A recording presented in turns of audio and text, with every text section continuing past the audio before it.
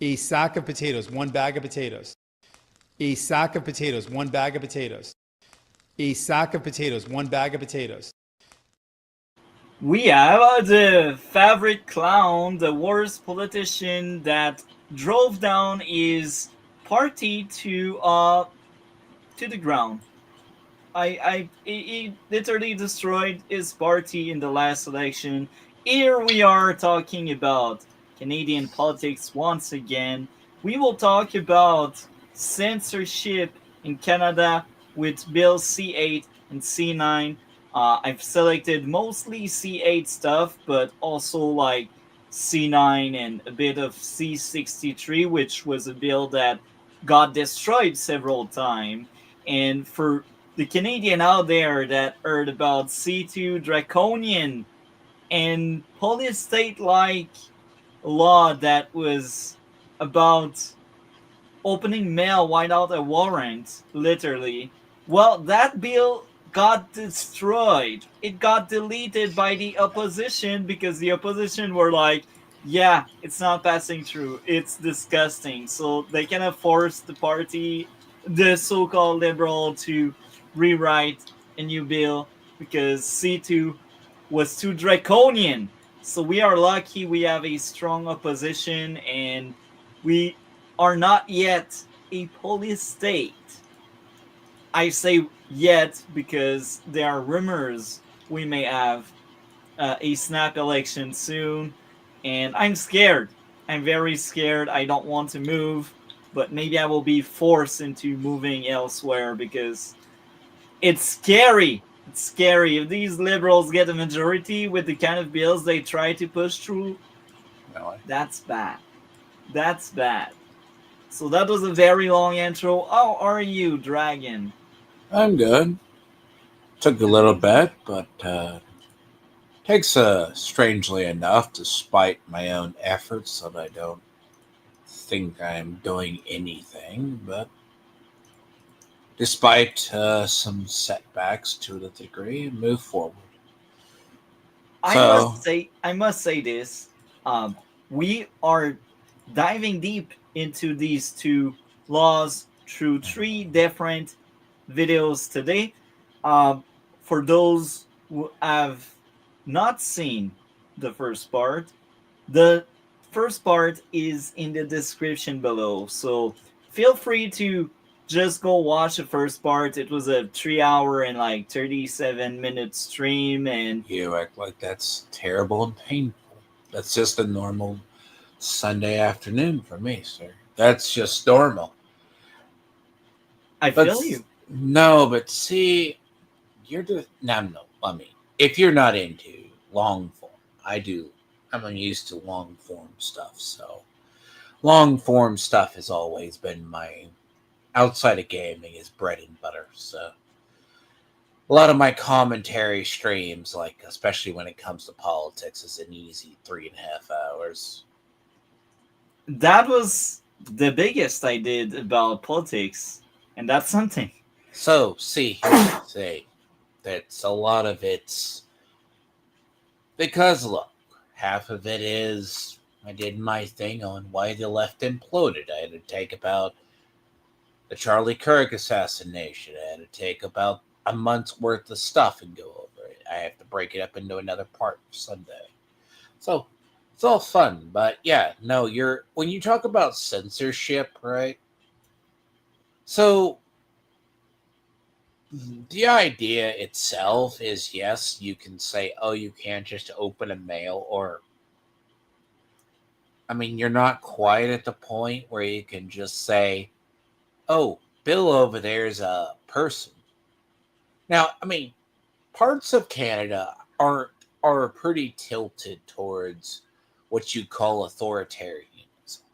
Yeah, this is exactly what they So are. the idea, right, goes back to the idea of, let's say, you're not quite in stage liberalism, but you're not out of in stage liberalism. As long as we don't vote them out, as long as we have the same so-called liberals in charge, we are in Really? danger. We need like Well, to kick their butt out and teach them it doesn't go here. We So, are not okay. the UK. No. Here's the thing. You have 4 different flavors of liberal parties, okay? One mainly deals with Quebec, right? The Indian guy was too stupid. His party like that. That's like that. You have one section which is your conservatives, which are like moderate Republicans does, or Yeah. social conservatives. So you have, in reality, a parliament made up of 4 types of liberals. One can only represent Quebec, which is probably to their own detriment, but their message doesn't get out. The rest are liberals that lean that way. And even the ones that represent Quebec, I really looked into it, and the more I think about it, the more I'm like, that's a good thing they exist, because they split the NDP and the liberal vote. Because even like as a province, we never had a conservative government in history since we exist as a province. Like, the closest thing we had to a conservative government was in the last 8-ish years with La CAQ, but even them, they were like center left, and they had some of the policies from the right, but like it, they were like really small and not that numbers. Like, it's really center left, and again, like the most thing we had from the right with them was um, the schools, but even there, um, so that's what happened, and now they are really dipping, like they are sinking, and in the next election in Quebec, we will have probably the bloc in charge, and I think if they are very smart, they will push for a referendum, because like the last time they went in power was in the early 2000, and they almost collapsed within Quebec. That's the most hilarious part, and they just came back really strong. So they need to be clever. They need to really push for a referendum. And again, my entire life I didn't give a crap. I'm more a Canadian than a Quebecer, but after seeing the kind of crap the freaking liberals are pushing for, I want out. Anything is better than communism, and this is exactly what's going on. So that's the segue. See, there's a big difference. The problem is, I said, in stage liberalism always devolves into some form of something. Yeah. Like, it's kind of like the theory, all democracies or conservative powers usually go back to a strong leader, like a king. Some could say it could link to monarchism, but that's a very far, because it never really works in the U.S. We do have people who appear as strongmen, but our Yeah. government is not set up to have a king in any fashion. And even if, we always question our leaders. But the problem with like liberals, like way Canada works, is you guys still have, I'm not gonna say it, you'll need an entire, it's not that you just need elections. You need an entire Overall. no, you need an entire generation flip.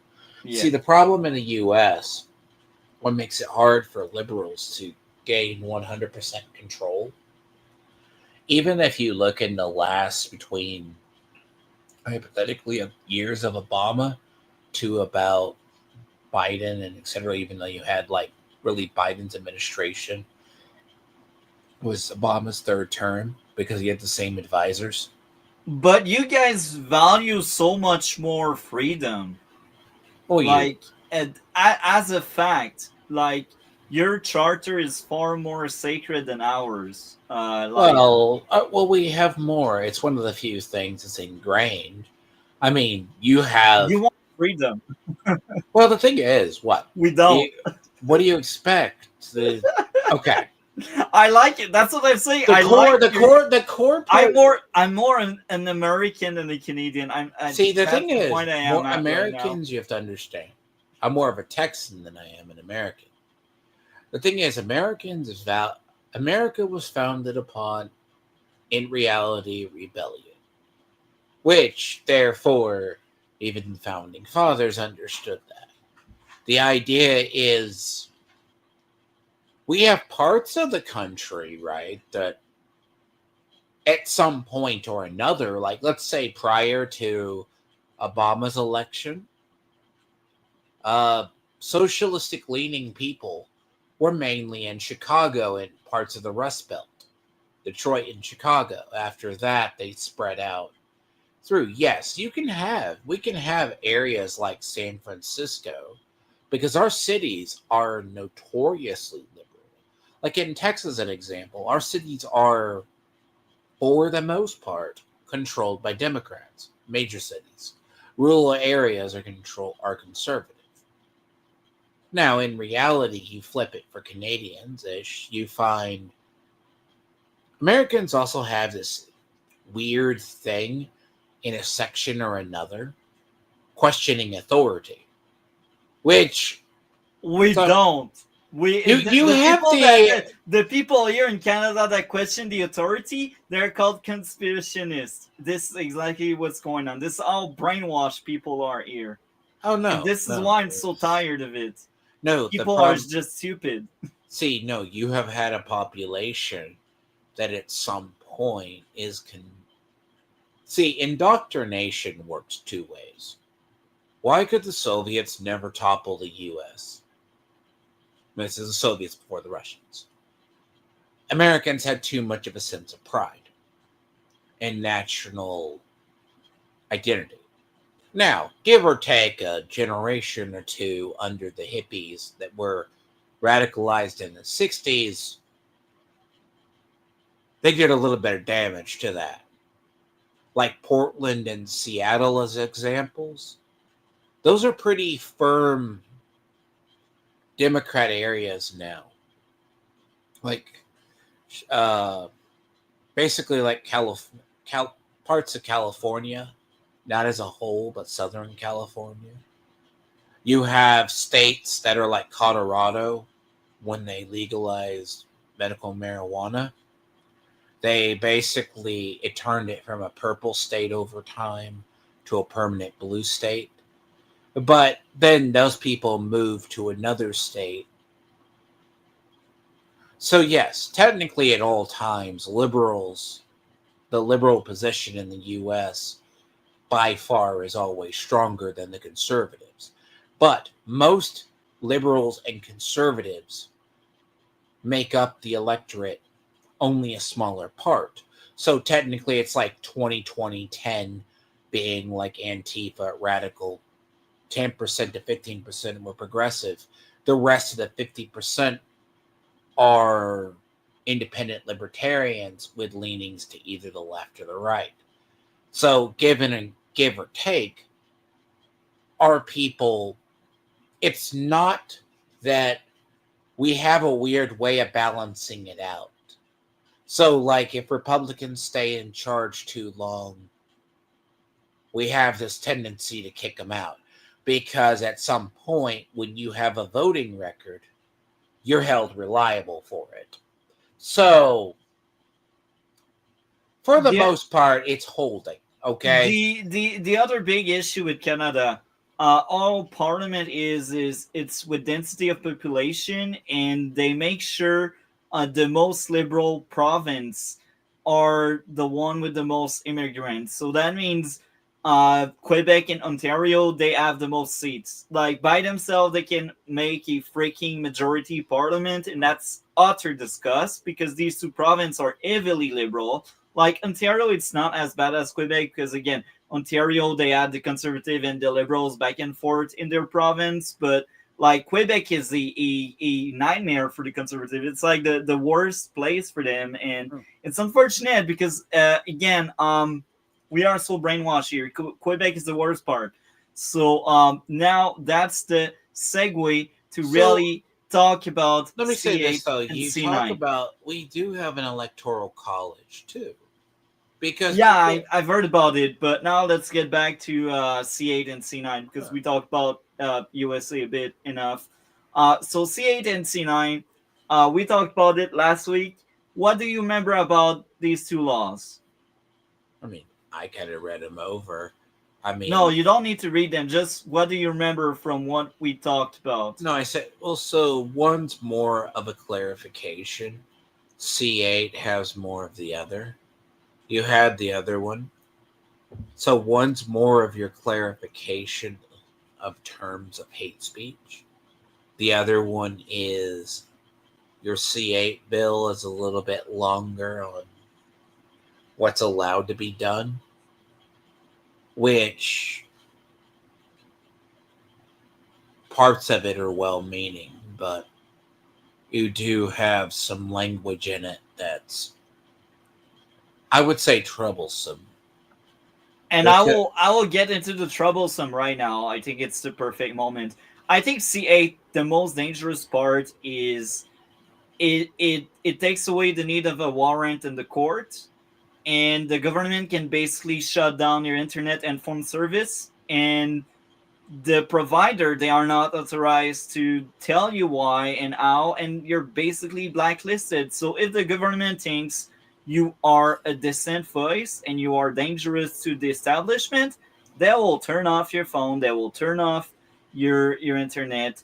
And because there's no warrant, there's no paper trail to follow up to, you can't do anything except like cry and maybe hang yourself, with like the game with the words, or maybe move to a non-fascist country, like the USA.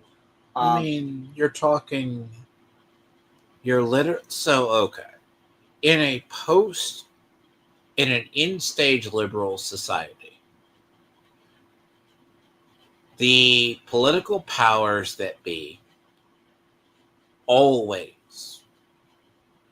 resort to some form of, whether it be any kind of, so authoritarians always collectivize power.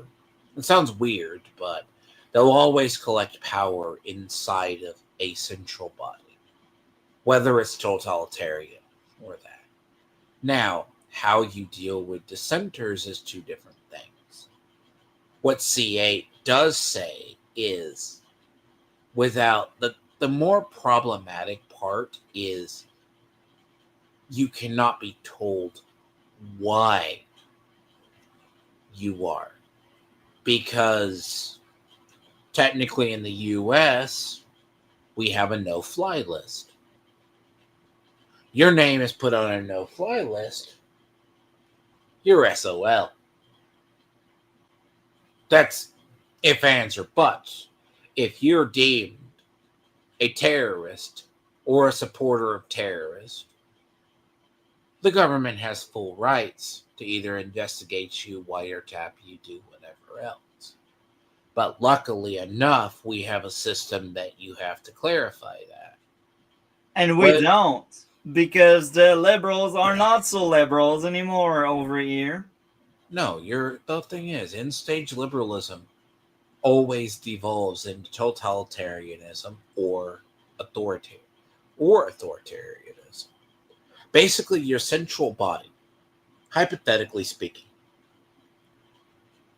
Quebec, people moved to Quebec because two reasons. It reflects their values, but at the same time, that was a business center for you. But those people over time like that style of government. Maybe their kids do, unless you have a generational shift, if that makes sense. Yeah, it That's where does. you guys are, because what saves America, strangely enough, is you can have a very radical parents or grandparents, but there's always a guarantee that whether people are from a conservative family or a liberal family, someone flips. And there's also another thing about you guys. You have Fox and whatever is the left-leaning Or we just have mostly network. internet. Well, we have Fox News, yes. You have like two different network that have very different political leanings. And us here in Canada, you look at every mainstream media that's funded by the liberals, because that's really them that funds them. Well, they're all left leaning because that's their boss. That's the true issue there. But to get back to C8 and C9, so C8 want to disconnect you, and C9 wants to jail you for life. So you will have a digital prison and a physical prison if these two laws they pass. And it's disgusting. It's awful. But hey, this is late stage libertarian, like you said. Late stage. It's in stage. Everyone talks about in stage capitalism. In stage liberalism is a very different take. Yeah. Now here's the thing. A lot of what it is why they want this power. Because they want to control you. As simple as that. That's part of it. They want to silence dissent.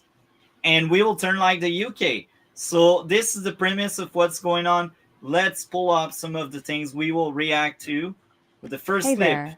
Today I want to talk to you about Mark Carney's censorship agenda and why we should all be a little bit worried about his obsession with England.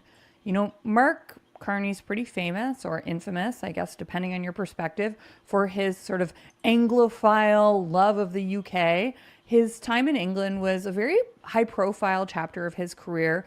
I'll explain a little bit more about that later.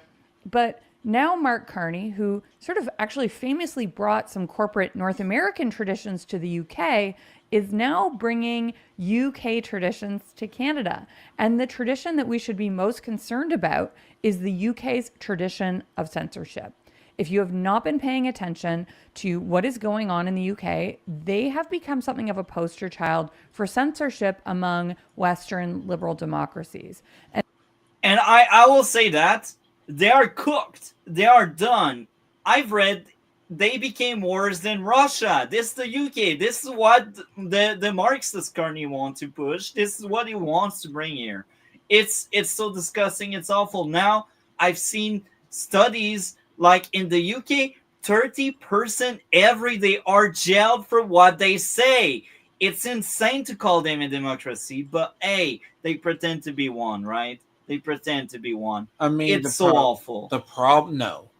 UK has also had that as well. They invented PC culture years ago. They're crazy. Okay, so here's the thing. Europe always, let's say every 20, 30 years, always goes from either a cycle of conservatism to liberalism on a scale of governments every 20 to 30 years. Somewhere in that fashion, they always align. The British under the UK, not mainly the rest of the UK, parts of the UK, you had an entire generation of people raised under politically correct culture that spread through the world. That is the precursor to a lot of programs like DEI, equality programs, things of that nature, policing language. That started modern times in the 90s in the UK. Basically, but they've also had the weirdest morality laws in place for 30 or 40 years. If, in hypothetically, they want to ban adult material or do something, they have a morality law for it. Wow. They have been not just the poster child. Let's assume, hypothetically, you wanted to ban OnlyFans. They already have illicit behavior laws upon the books to do it. Now, the question is like us in the U.S. We have an immigration law. Do we enforce it? So, over there, but you have an entire generation, parts of the people, the schools, they all have been raised under a liberal or socialistic leaning governments with as well as politically correct culture. They don't see it. It's an entire indoctrination system. Now, Canada Just has... like Quebec. Quebec is like that. Here's the thing. Canada has the same things going on to a degree. It's not that you don't... Some question it. Like even, let's say, Sargon. Sargon started off as a liberal. And he's suddenly landing as a form of conservative, but not quite a conservative by chance, but he's there. But you got to understand, UK has good parts to it, but it also has parts where they let themselves get to where they are. Is the good part the one that did the Brexit and that left because they were insane? Well, okay. Technically, that's when you're getting into the EU. It's like the party that pushed. So the party that actually pushed for it, they separated mainly from the EU because Europe is really 3 governments. Okay? Wow, I didn't know that. They're really 3 governments. That's crazy. National, Brussels. You have another organization, and then you got the European Union. All right? There's another That's one. crazy. You have 3.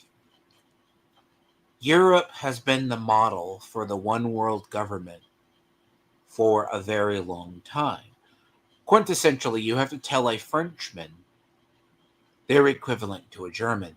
You have to tell an Italian they are equivalent to a Frenchman and a German. Now, not to bore you with the history of it, Soros and other people have tried for years to buck the system that you can have it. Now, the EU has been a social experiment. Now, what broke them is when the Syrian crisis came in, they go, you need to be humanitarian and take in all these people. Most of them didn't have documentation. Like, prime example, if you need documentation and photo ID, they don't have one except what they came in with. And they destroyed all their others. Now, UK still has European tendencies or people with that. But they separated when they didn't want to take in more migrants. But they early on took in Albanians and some others, which led to some conflicts. And it's not like Pakistanis or Indians naturally migrate there anyways, because anyone who's in the colonies, so to speak, always goes back there. So they always had the Indian population that ebbed and flowed. The problem is when they took in the others. Germany saw spikes in radical attacks, people going Allah Akbar on trains. Eventually, they wanted separate, due from the economy and from the other parts. It's kind of funny. Due to the economy, I see parallel with Alberta being disrespected and being pushed down the side, and our economy is suffering, and them being pissed in all of that and wanting to separate. And I see a common denominator, if we can call it that way, Carney was in the UK around Brexit, and now he is around Canada when Alberta sees a spike. And if you look at history, Alberta always had that desire when we had lots of liberal regime in a row, like right now. But I've never seen that movement so high. And when you really ask people around, it's really the highest it has ever been in the past, with the people wanting independence I and don't think Alberta wanting to that's the other separate. thing. I don't think it's going to happen because Canada largely, what you have basically 3 areas, maybe people live 4. Oh, you could be surprised. Like, most people are in British Columbia, Alberta, and Quebec and Ontario. These are the 4 biggest province. We got That's the Saskatchewan, that's like a medium-sized province. We got Manitoba, also a medium size, and we got the smaller ones, PI, Newfoundland. We got territories that are very very small, and we got, there's another one I forgot. well. I mean, let's say you take Quebec for years. Quebec was the first to fall to liberal policies or the gay, homosexual like stuff years ago, and whatever was liberal trending. I Yeah, remember years ago. that's true. Not that I ever had an issue with Canadians, jokes aside. I always had issues with Quebecers because they always were terrible people at park sections. I go, oh, persons are Quebec, and like they would just be rude to the rest of the world. I'm like, and you wonder why.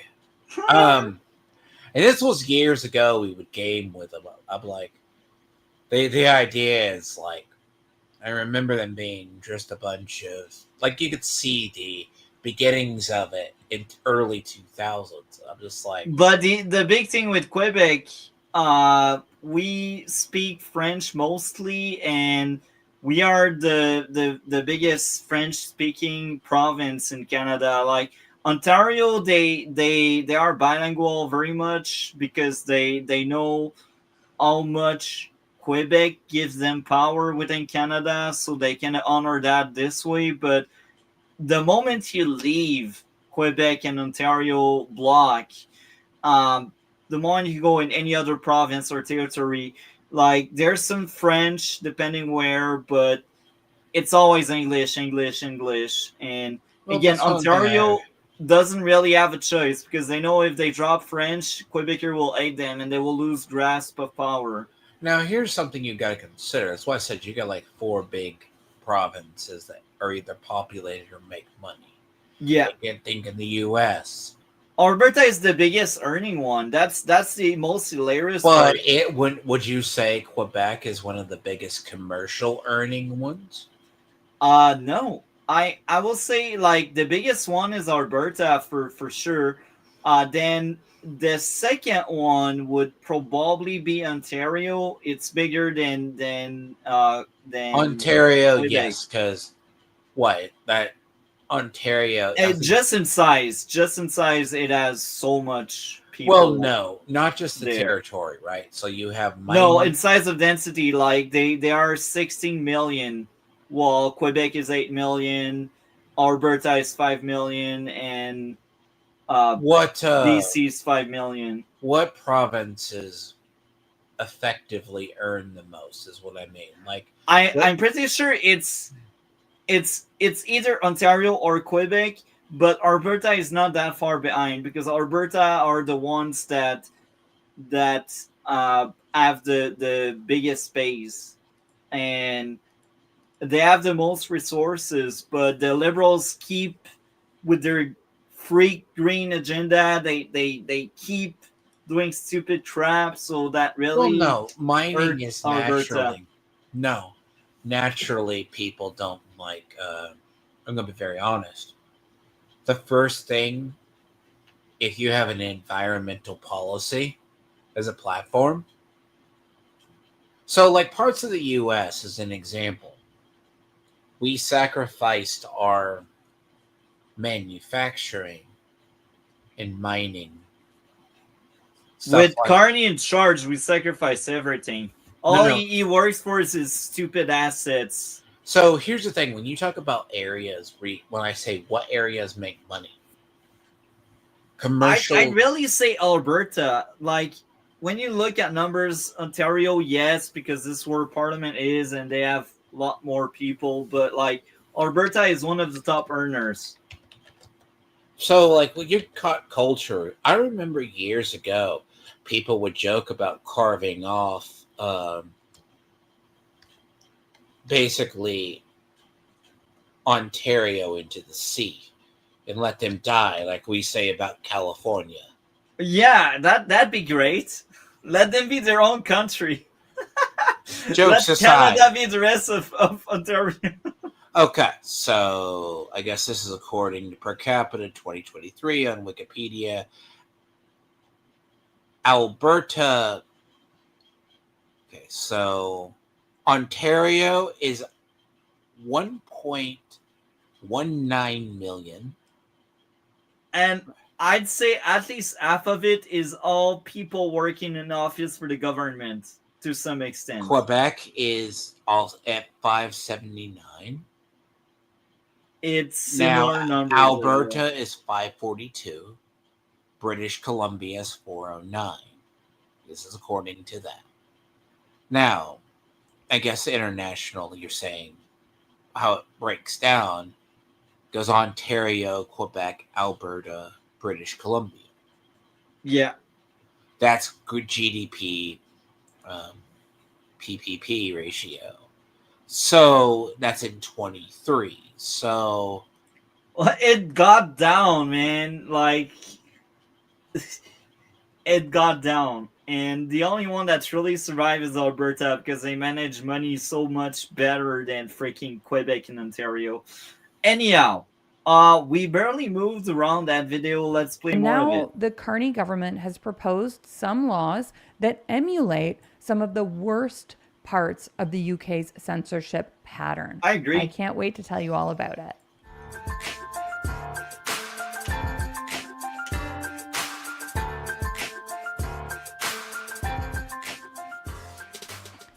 If you're new here, welcome. My name is Christine, and I am the litigation director for the Canadian Constitution Foundation, a legal charity that fights for fundamental freedoms in Canada. I upload regular videos about our ongoing legal cases and about other interesting developments in constitutional law in Canada. So if that sounds like something you'd be interested in, please hit like and subscribe below. It really helps my videos out a lot by boosting videos like this in the YouTube algorithm. So please subscribe, hit the like button, leave a comment, and let me know what you think. So as I said, Mark Carney has had a high profile career with a big part of it in England. He was the first non-Briton to serve as the governor of the Bank of England, where his term spanned from 2013 to 2020. And his time in London. And I will say this, he should have stayed there. If he likes it so much, why did he keep bringing all of the crap from there here in Canada? Globalism. I hate it. Yeah, F him. No, he's a globalist. You know, it wasn't just famous for monetary policy. He actually became a bit of a character in the British press. You know, he and his family lived in this £5 million home in South Hampstead, which, you know, the tabloids were just delighted to report on. His salary of around £880,000 a year with allowances made a lot of headlines as well, because a lot of critics said that he was overpaid compared to previous governors of the Bank of England. Some critics complained that he overextended his role by speaking on issues beyond monetary policy, for example, Brexit, climate change, inequality. He was called a rock star banker, and he was compared to the previous gray-suited, understated previous Bank of England governors. And in contrast, his personality stood out. He was portrayed as bringing a North American, more informal style to this very traditional British institution, which had previously been seen as stuffy, hierarchical, and very English in its sort of cultural trappings. And he introduced a more international corporate style of management. So he did bring North American traditions to the UK. And now that he's Prime Minister of Canada, he is doing the same thing. He's bringing UK traditions to Canada. The National Post has reported that the new Prime Minister's office expects all documents to use British spelling, and staff are expected to dress in formal business attire. Now, He is so like, I don't know how to say it or how to frame it, but that sounds so condescending. Like, we shouldn't be Canadian anymore. We should be like more like these tyrant over there that jail you for speaking out. And I just hate that attitude based on that. And I don't know how accurate she is on that, but let's say I take it as a grain of salt. But if that happens to be true, if this is really what's going on, um Carney, what are you doing here? Go back in the UK. What? You guys have always been, you think, every member nation under the crown is always subject under the cultures of it. So, by the way, him as prime minister wanting a dress code, I'm going to tell you That's something. actually okay. That dress I'm code. not aspect, going to I'm tell okay with it. you that that's, look, But the Britain letter and spelling, it's hilarious. I'm like, now why? that's just weird. Like, I understand, like, oh, you have a code of conduct for your office staff. He misses so much England. I'm telling you. He was in Canada first. Yeah, but he still misses these tyrant there. That's why he wants to bring their manner here. Anecdotally, I have been told that this means men are to wear black shoes only, which is a very British interpretation of formal business attire. In North America, formal business attire includes brown shoes for men, but it is so standard in London, in the financial and political circles of the city, that you do not wear brown shoes if you're in those fields. They even have an expression in London, which is never wear brown in town. So, these are some sort of superficial admirations for the UK. That's one but of the words I was thinking about. That sounds so superficial. Write it in European or British. That's what I was searching for. Write in British spelling. It's so superficial. It's like, buddy, why so much into just looking nice and being so impressive and being so like, I mean, dress let's put out the show. No, look, dress professional, right? Look at your people before Parliament. You want people who suit and you don't want people going to the office.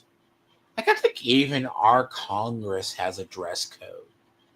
Like, our Congress has that. You can't just go through Congress and just go, oh, I'm going to come in a cargo pants or something and come into work. No, that's like, there's like, honestly, the black shoes thing is kind of a, That's I a mean, bit extreme. no, but bear in mind, Carney was a banker prior. So if you come from a financial institution, you go, oh, or let's say a law, you're going to dress a certain way. Now, I mean, let's be clear. If you want to wear another shoes, dress shoes, I don't know if you've ever worn them.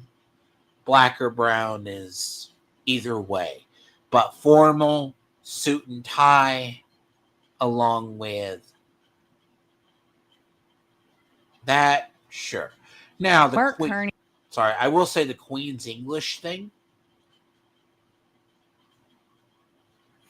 that's a little bit special. But you are a That's nation. Carney. You want to put on a show like this week.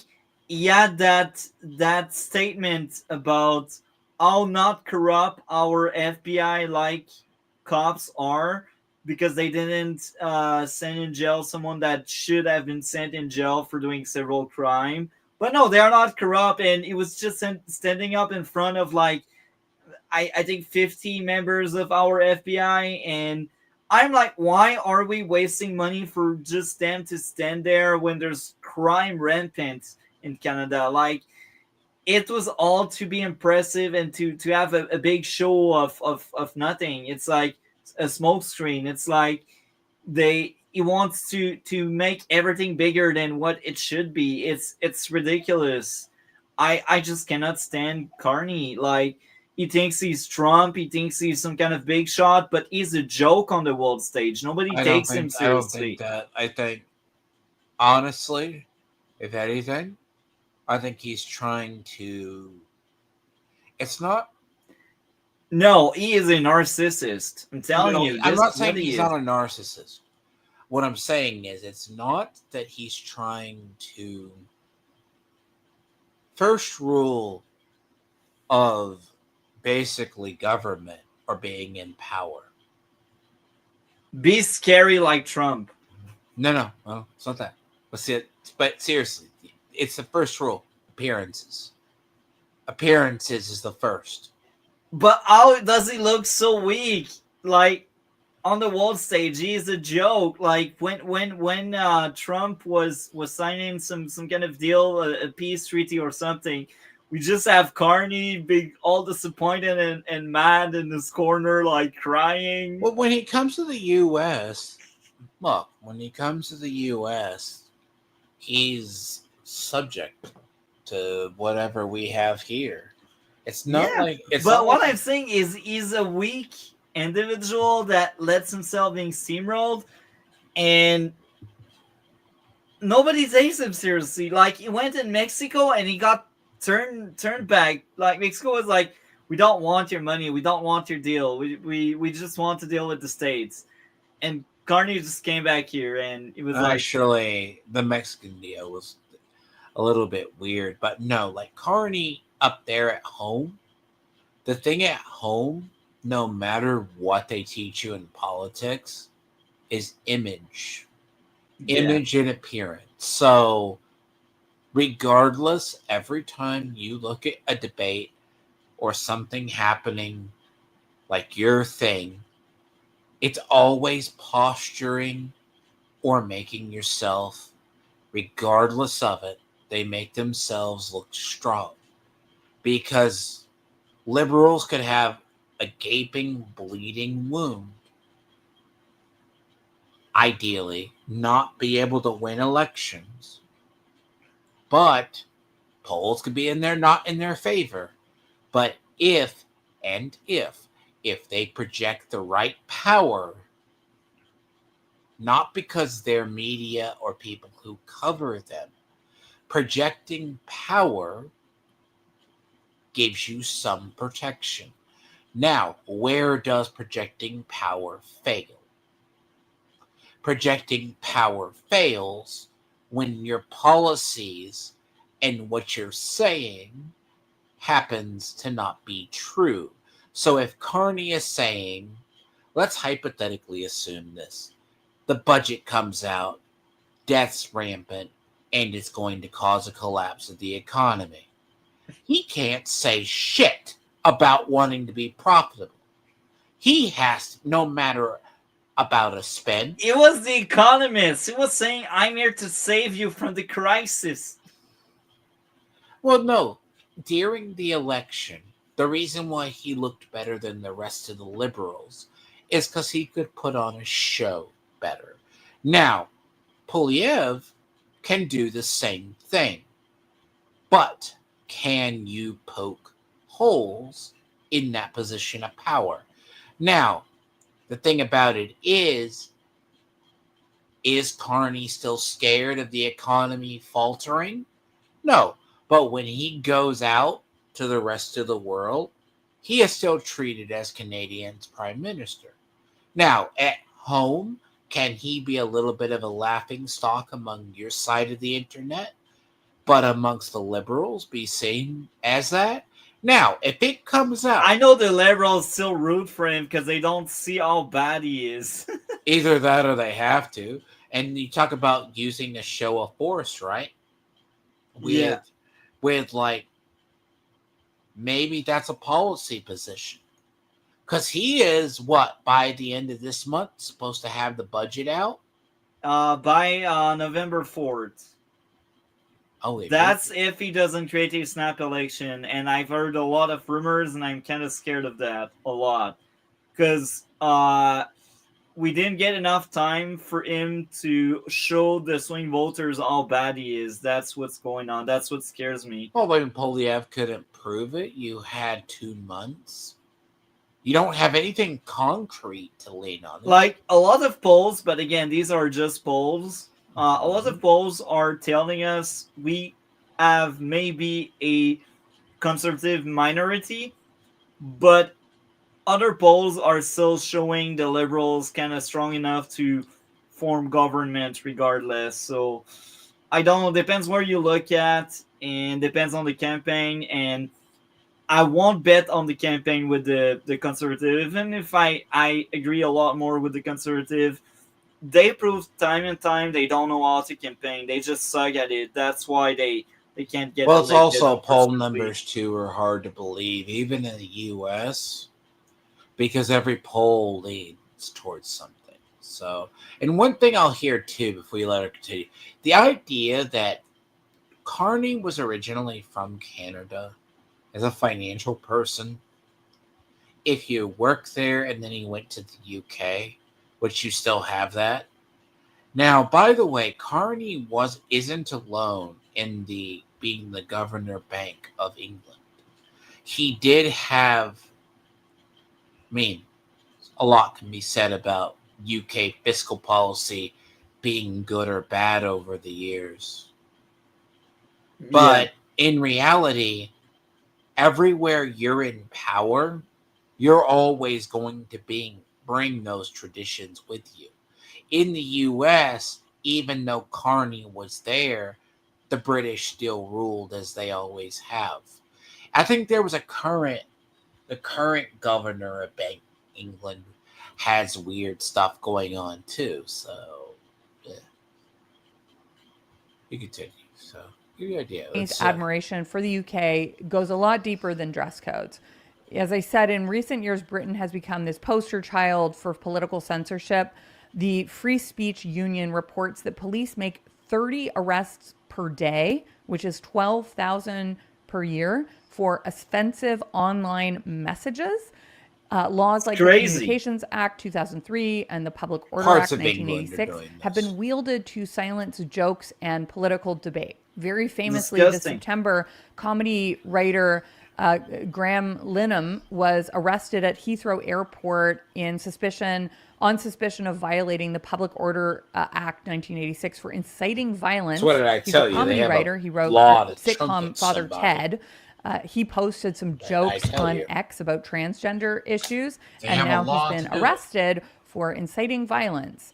That is not the only time jokes have led to arrests in the UK. In 2010, there was this very famous incident in the UK where a man named Paul Chambers tweeted a joke about a flight he was supposed to be on that was canceled. And he said he was so angry he was going to blow the airport sky high. It was a joke. But he was convicted of sending a menacing communication under the Communications Act 2003. After years of appeals, the High Court finally quashed that conviction of Mr. Chambers in 2012. But there are endless examples. For example, in 2018, a Liverpool teenager posted lyrics from a rap song on Instagram that included the N-word. She was prosecuted and given a community order for posting grossly offensive content, even though her conviction ultimately was overturned on appeal.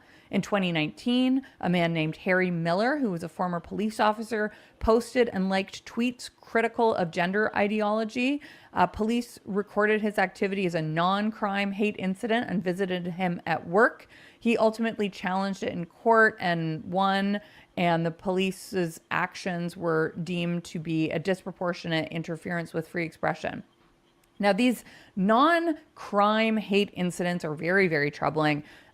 Thousands of incidents that are not criminal have been recorded by police in England and Wales, where the speech was deemed hateful and where It's no crime ridiculous. is even That's a required. circus. So a That's a mean joke. tweet in the A UK can bad result taste in a joke. police knock on your door and a permanent record accessible by certain employers. And the result is tweets have been logged from journalists.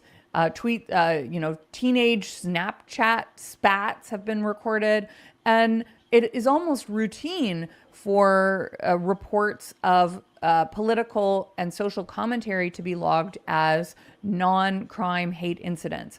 If you want to learn more about how bad things have got in the UK, I No recommend wonder visiting the website crime from the is on the UK's rise Free over Speech there. Union. They are more They are occupied taking these issues arresting head on, and people they're for doing a meme great than job. for actual It is very crimes. disturbing, and it is very clear that the UK is well down the wrong path. And I think we should be concerned that Prime Minister Mark Carney is following them. You know, his love and admiration for That's why I'm England so scared. seems to include Let this them stumble culture and of break their censorship. face on the On ground September before a new 19th, election. his government, the Carney federal government, tabled a Bill C9, which is called the Combating Hate Act. It makes 5 changes to the criminal code. Each one is troubling for free expression. So first, C9 repeals the requirement that provincial attorneys general consent to hate propaganda charges. And this is a safeguard, because that figure that gets removed is not attached or linked to any political party. So that means this is a apolitical figure, which is essential because it proves that if you speak out about the government and say the government is stupid, then that person is like, you know what? It's not really hatred. It's more like you don't like that institution. So it's a safeguard. And also, he is a filter for all of these people that are like, you know what? That person said something stupid, like on the internet, like, you're stupid. Can we take that seriously? No. That's why we got that provincial attorney general. It's a safeguard to make sure people are not getting abused or jailed for nonsense, which is exactly what's going on in the UK. Police can now charge on their own. And that safeguard really mattered because hate offenses are vague, subjective, and they're prone to misunderstanding and abuse. And charges are serious even if they are later dropped. And now that important guardrail that was supposed to rein in the police is now going to be removed. So we can expect to see more kinds of conduct like what we are seeing in the UK. Second, Bill C9 criminalizes willfully promoting hatred by displaying certain symbols in public. This is a form of censorship. You know, every year there's some media report about a local crank, some fringe person who has put a swastika on his porch. Every year we are reminded in these reports that this symbol is not illegal, although it is obviously worthy of social condemnation.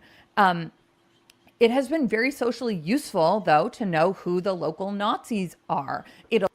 And I agree with that. And I will also mention that if you start banning symbols, what if someone really extreme is like, you know what? We will extend that amendment to the law and say anything I don't like turn into a hate symbol.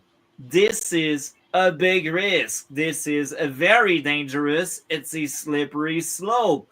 You do not grant more power to government. They got way too much here in Canada. It's a joke.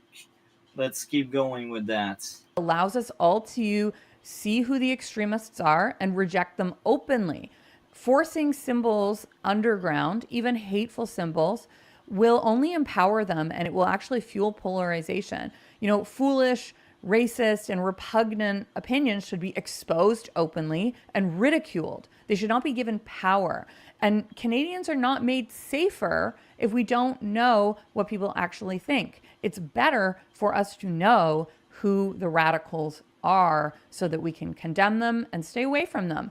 Now, today's bill, C9, it lists swastikas specifically, and it also would prohibit listed terrorist symbols, which is a list created by regulation by the government, and the government decides who goes on that list. Now, during right That now goes back to it's what I all said. extremist Don't groups. give them too much power. And the problem is during the technical briefing, one of the first questions that was asked is why these terrorist groups, why the swastika but not the Confederate flag? That was an example given specifically. And I think once you start going down this path, you don't really know where it's going to end. And you're going to end up with many, many symbols banned, prohibited. People with quite normal opinions could see charges leveled against them, even if many of us might sympathize with the desire to ban symbols like the swastika. We're actually better off knowing who these people are so that we can ridicule them and say and tell our children stay away from people like this. Another thing that C9 does is it creates a standalone hate crime offense. So if any crime is motivated by hatred, it becomes not just a sentencing factor, but a separate offense carrying up to life in prison, depending on what the offense committed was. And life in jail for speech should really shock Canadians. It's China-like. It's exactly what's going on in China. It's exactly what used to be going on in Russia. I don't know how they changed, but no LT democracy has that kind of things, and it's ridiculous. It's what will happen if this goes through? If someone, if I'm unlucky, if I don't have the luck, maybe someone goes into that stream here and tells the government, look, he hates you. Okay, jail him for life. It's ridiculous. It's utter disgust. Jailing someone for life for his opinion? It's the worst thing that can happen. Dragon, do you have anything to say, my fellow American? Dragon? Are you crying in your corner, Dragon? So I guess the Dragon is out. So fourth and fifth, C9 criminalizes intimidating or obstructing someone accessing a cultural or religious site. A lot of people said that Mark Carney was going to introduce bubble zones. You know, I actually thought he was going to introduce a bubble zone law as well. I have a video about that. It was part of his campaign promise. But when you look back, he actually didn't say bubble zone specifically. He talked about blockading and intimidating. You know, I actually don't have a problem with a law that prohibits blockading or intimidation. Those things are already illegal. I think we would have been better served. So, Dragon, you back? Yes. Okay, so did you hear what she said about that C9 being as dangerous as it can someone rewind? It can send someone in jail for life. About speech. Potentially, yes. Any thoughts about it, my fellow American? So here's the thing. Because the law says something doesn't mean it will happen. Do you really think they won't use it against their political enemies? I think you can always try because the law always has draconian wording.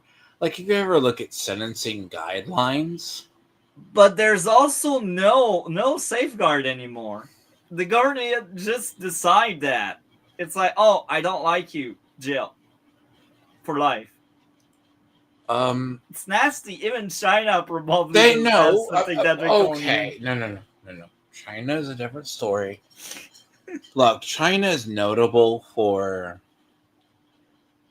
So they make celebrities and they also destroy them, okay? They will promote somebody and then the Communist Party people go, oh, Jinlong or whatever is like basically popular. Next thing you know, they disappear. So the idea of it sounds weird, but it doesn't. It's China. That's a different type of regime.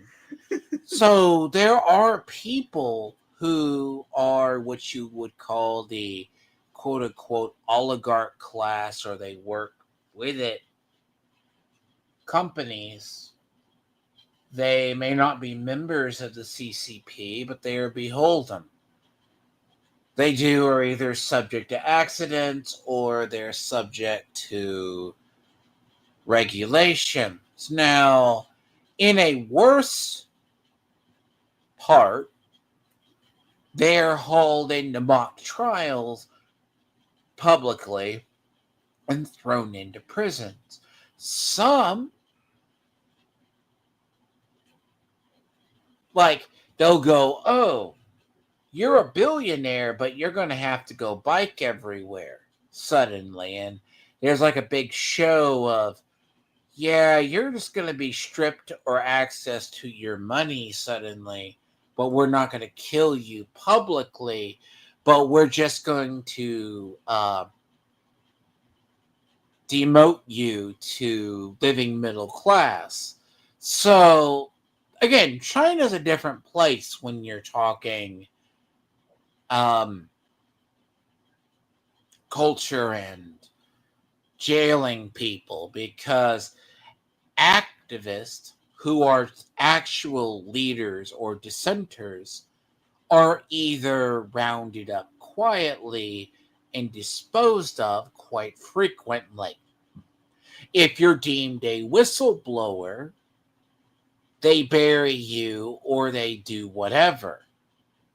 Hint the guy that, this goes without saying, the guy who, when at the Wuhan lab, one of the first people to get infected and die, basically he got infected. He tried to tell the government about the outbreak potential of it after the lab outbreak in like September going into October. He was going to the public and going to whistleblow it. There's potentially a new virus around. New potential flu that turns out deadly, but not deadly, but came from there. China did have deaths from it as well, like the rest of the world. They just hid them. They took the guy, buried him underneath in a prison cell, and he wound up dying of COVID. So, the idea is if you get deemed misinformation, you don't see the light of day or they bury it under whatever. I highly doubt the Canadian government has the same level of power. Now, Wait for it. Wait for it. you think so? It's about to be aired. No, you know what they do in the US, though, which is interesting? Or what they do in the US and in the UK is, hypothetically, so when corporations sue one another, like Apple versus Epic, right? Very big decision. That took millions of dollars in attorney's fees and basically went on for years. Then people eventually forgot about it. Yeah. Came to solid light of day. If something happens in our government, you'll hear a lawsuit is filed. Let's say a man is wrongfully killed by the police of any kind. Yeah. Right? The person sued, the family sues the city. Yeah. Likelihood there'll be a settlement after, like, oh shit, they fucked up. Yeah. Now, when it comes to the federal government, the reason why you don't see a lot of lawsuits against the federal government in the U.S. is because it is a lengthy litigation process. You can vindicate somebody, but those courts move at the speed of mud. So they can bog down the proceedings so much that a not wealthy person goes bankrupt or they don't have the money for it. We have very similar crap going on here. So don't think there's no legal recourse. The problem is it's just how many hearings and can you do it? It's not like a lone person. The reason why you have class action lawsuits and different types of courts is because it allows stuff to be heard.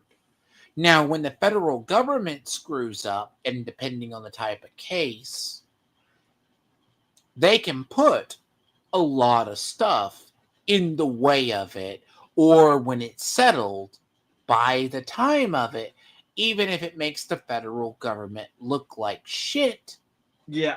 they can bury it so the person's free about it, but they can't talk about it. Yeah. So let's play more of that. If the police just enforced existing law rather than creating this new redundant law. But I do have some concerns that now that the police have this sort of bonus law, it might be enforced sort of arbitrarily, or it might be enforced incorrectly when people are not, in fact, blockading or intimidating. But, my biggest concern is the other portions of the bill, not really this part. This is not even really a bubble zone. I think the most alarming part of C9, though, is that it waters down the definition of hatred. So C9 proposes a statutory definition of hatred. Previously, we only had common law definitions, so definitions created by the courts when they interpreted the law. So now we have a statutory definition being proposed, and it's actually a lower standard than what the courts had proposed. The new statutory definition Carney is proposing is hatred is the emotion that involves detestation or vilification and that is stronger than disdain or dislike. That is not the current state of the law. The leading cases on hate speech, which are the cases of Keegstra and Whatcott, in those cases, the Supreme Court stressed that an element of extremeness is essential, that hatred is the most extreme manifestation of those emotions. So this extremeness component is now removed, and the overall effect of this new proposed definition is that the threshold for prosecution is being deliberately lowered. So taken together, taking all these amendments together, the purpose of C9 to me seems very obvious. The goal is to generate more charges, more prosecutions, and more convictions for government unwanted speech. Now, some of this might sound familiar because some elements of this were in a previously introduced bill, Bill C-63. The symbol element is new. And I think the statutory definition is also different from what was proposed in C-63.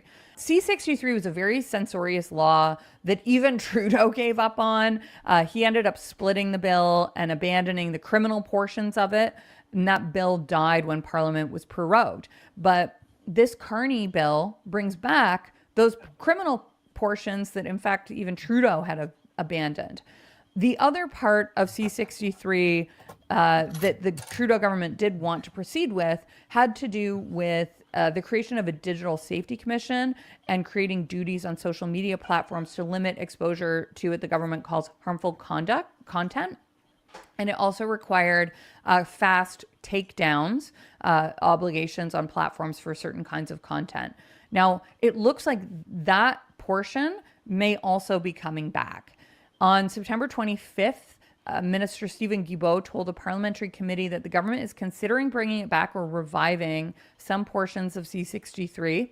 My guess, what they want to bring back is another draconian BS in C-63, which was if a neighbor is worried about extremism, and that was very vague in purpose, so anyone that doesn't agree with the government can be investigated on.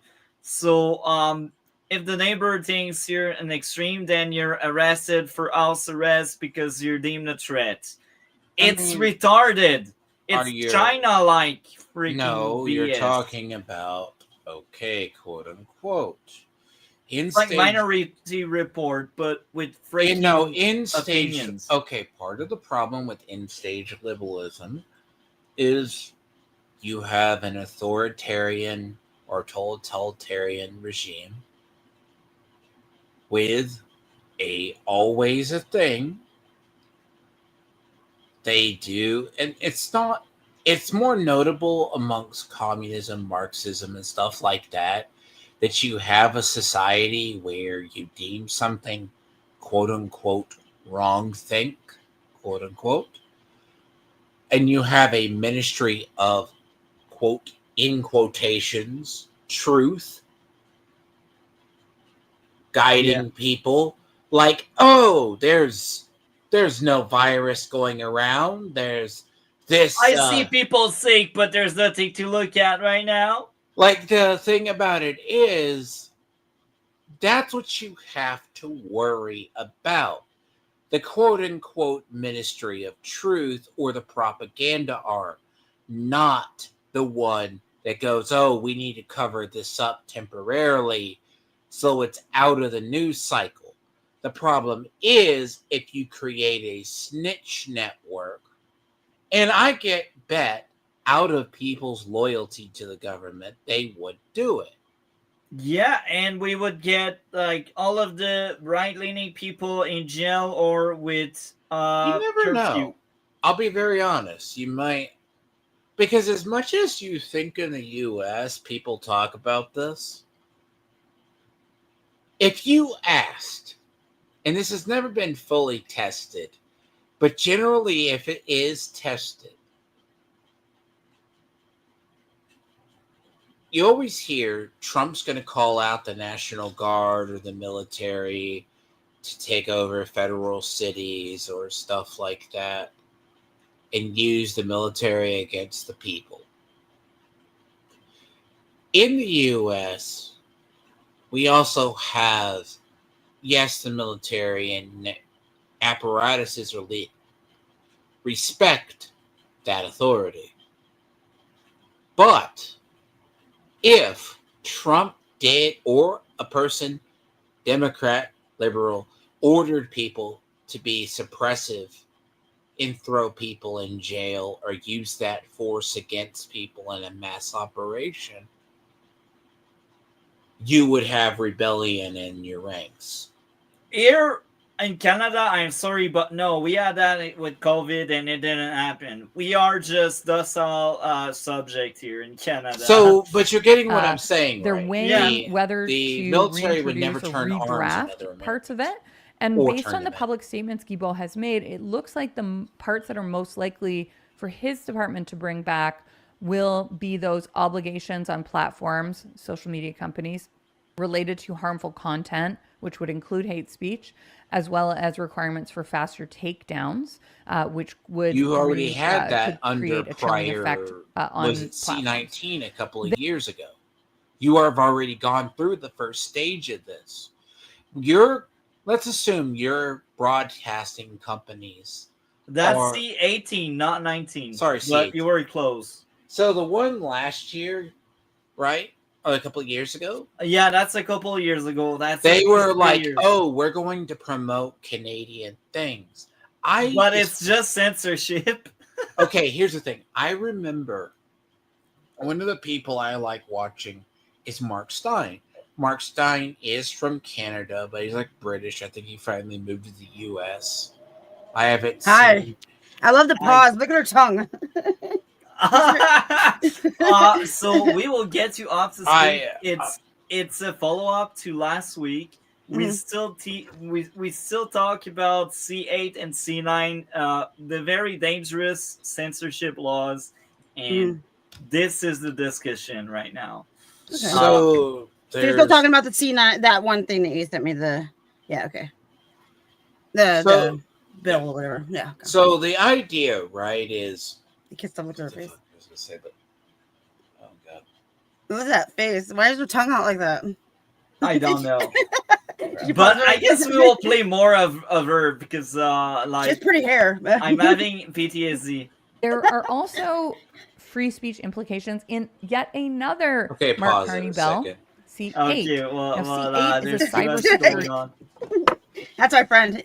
So, Orange Avenger, we talk about censorship because Canada is in a very dark path with a communist-like government that want to push us for really dangerous laws. We are lucky as of right now they have a minority, so that means as of right now there's a strong opposition that will most likely delete these really, really dangerous laws, but the simple fact it's being talked about right now is worrying. Okay, so now I remember what I was supposed to say. So okay. The second half of C18 was not the fact of it. So Mark Stein, clearly, he had worked largely in Canada Public Broadcasting Networks. Kind of like, Jordan Peterson. They tried to go after him, where they tried to say, oh, you're violating some tenets.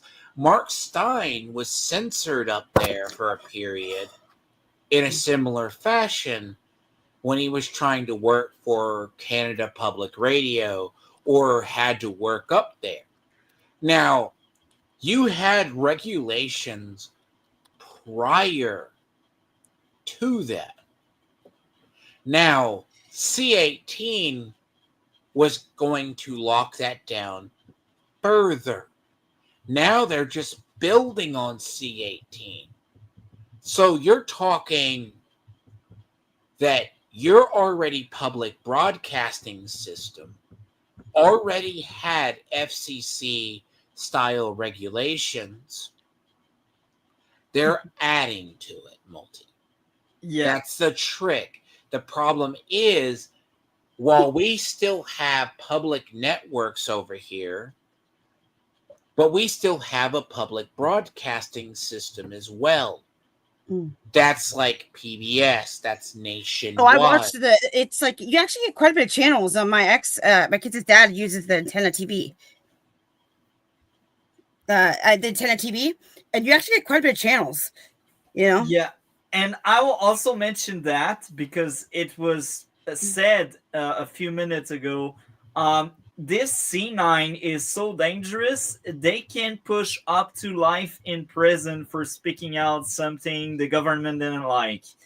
And again, the Attorney General, which is a safeguard for the people, is taken out of the process, which is really, really worrying, really, really bad, because we cannot pretend to be a democracy if we have that kind of draconian laws, and I'm scared now. You're even more scary than these laws.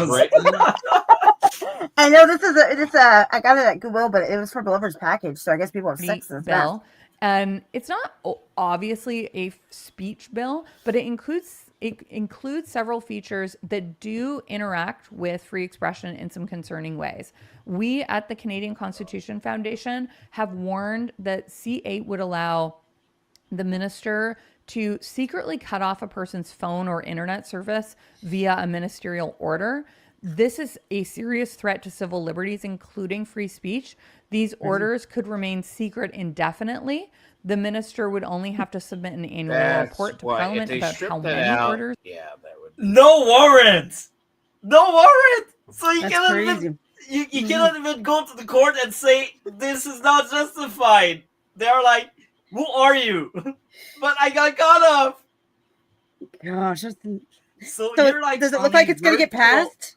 Does it look like it's going to get passed? Or as of right now, it's still in the first reading. So that means we will talk about it. They will amend it or delete it. And do you remember the bill I told you about, C2? That was basically a border bill where they would open your package without a warrant, and and they could investigate you like a true police state.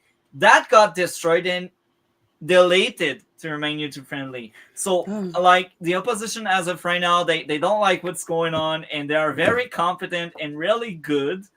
But nonetheless, as of right now, C8 and C9 are still existing, and they are just as bad as C2. Like, I don't understand what's the thought process of a liberal voter if he end up seeing C2 and being like, you know what, I'm for C2. Like, don't you have like functioning like brain cell? No. No. I don't know. It's crazy. It's crazy. So let's She's play kinda more of pretty. that. What Hopefully, I can't. Oh, my glasses. What does her microphone say? I can't read it. What's her mic say? Can't read the mic. It's on Mike. my glasses. I broke my glasses. I tripped and fell and broke my Oh, glasses. So oh. what does her mic say though? It's really bothering me. What's on her mic? It's orange. I've Uh, never seen an orange one like oh yeah, or Mike. Oh, or Mike. that. The Canadian Constitution Foundation. So they are like Oh, so she has to first for? they defend the Charter of Right in Canada. Okay. Okay. And they inform people about laws and bills and that kind of stuff.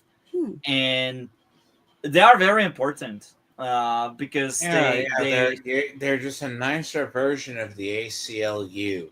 So they're on your side, is what you mean? Yeah. Right? Remain They're and just whether a they were legal reasonable, version that's but less not assholes. necessarily identify particular individuals or provide transparency. So in the context of political dissent, we have cautioned that the government might abuse these types of powers under the pretext of securing telecom systems, for instance, by restricting communications of activists or critics that they say are attempting to manipulate systems. So because telecom providers could be subject to orders or penalties, there's a risk that they might preemptively censor or restrict content to avoid legal liability. This is a classic example of the chilling effect, platforms over-filtering controversial but lawful speech. So we have explicitly at the CCF warned that the threat of secret orders to cut off individuals or degrade service could deter people from expressing dissent or criticism of government because of fear of losing connectivity. So all of this together, C9, C8, and the possible return of C63 show a comprehensive web of censorship laws being imported to Canada.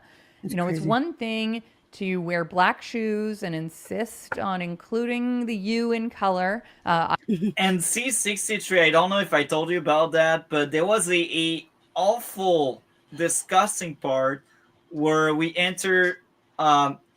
Yes, exactly, our danger. Well, actually, the UK is bigger than us if we really talk about density, but Oh, UK small. well, as of right now, no. But this is what the liberals right now try to push for, and they really want it. But again, they are in a minority government, so as of right now, if the opposition does its job, they don't have enough seats to pass through legislation this way. But as of right now, we are safe. But for how long, I don't know. And again, we depend and we rely on the opposition being like, you know what, this is dangerous stuff. We don't want it. And yeah, to go back to C63, there was a segment where it's Minority Report style. Have you seen that movie? They arrest people for crime they didn't commit yet. That's crazy. C63 was the same idea with hate speech, and all they needed to do is like, oh, your neighbor thinks you're an extremist. We jail you, house arrest, or we jail you in literal jail cell. Because you could be dangerous because you don't think the same way the government does. And that bill was deleted twice, not once, twice. Each time it tries, and the opposition is like, you know what? We don't like it. Delete that.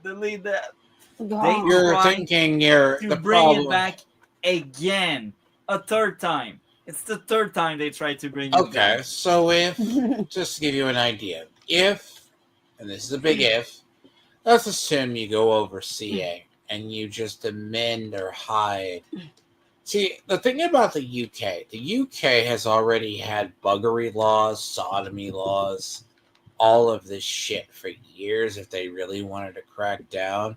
They used to crack down on actually gay people because of indecency laws and anti-sodomy laws. Yeah, they still have anti-sodomy laws here. And they're still on the books, by the way. Yeah. And if you really, and so you're talking about when I said UK has, everyone thinks that they didn't have obscenity laws to regulate something for 20, 30 years. Oh, they have, and they do. They just file them away in blue laws like we do in the U.S. and pull them out when they need them. Judge Dredd is cool. So this is the end of the first video we are covering tonight. We will go into the second one. Bill proposes to let the government Oh, God, see. it's loud. Oh, it's loud. Oh, I Now- gotta turn it down. Holy shit. I will tell you guys what this thing is about, and for the viewers, if they don't know about I that, don't know so what yours do. this is COMITEE. And what COMITEE is the process where they talk about the laws before they implement them, and it's like getting testimonies from the opposition, the people in power, and witnesses that can say good or bad things about the law and the bill to try to push to change aspect of the laws and the bill. And it's basically the democracy in work right now. They bring the law, they talk about the law, and there's a pushback, there's defense, and there are witnesses. Sometimes we don't really have that many witnesses, depends on which bill, but this is what we will get right now. And let's get into it. Secretly cut a Canadian's phone or internet service. Cabinet minister would have the power to issue the order, would prohibit that the existence of the order to cut that service By the way, it recorded loud. prohibit its revelation, and that the order even existed. Buried within the so-called Strong Borders Act are sweeping new powers. By the way, Strong Border is C2. It's being deleted. It's no longer a thing. They split it into two different bills. One of the two bills is C12, but C2 is no longer in effect. So that's probably a video that's might be 2 or 3 weeks old right now. That's why they still address it.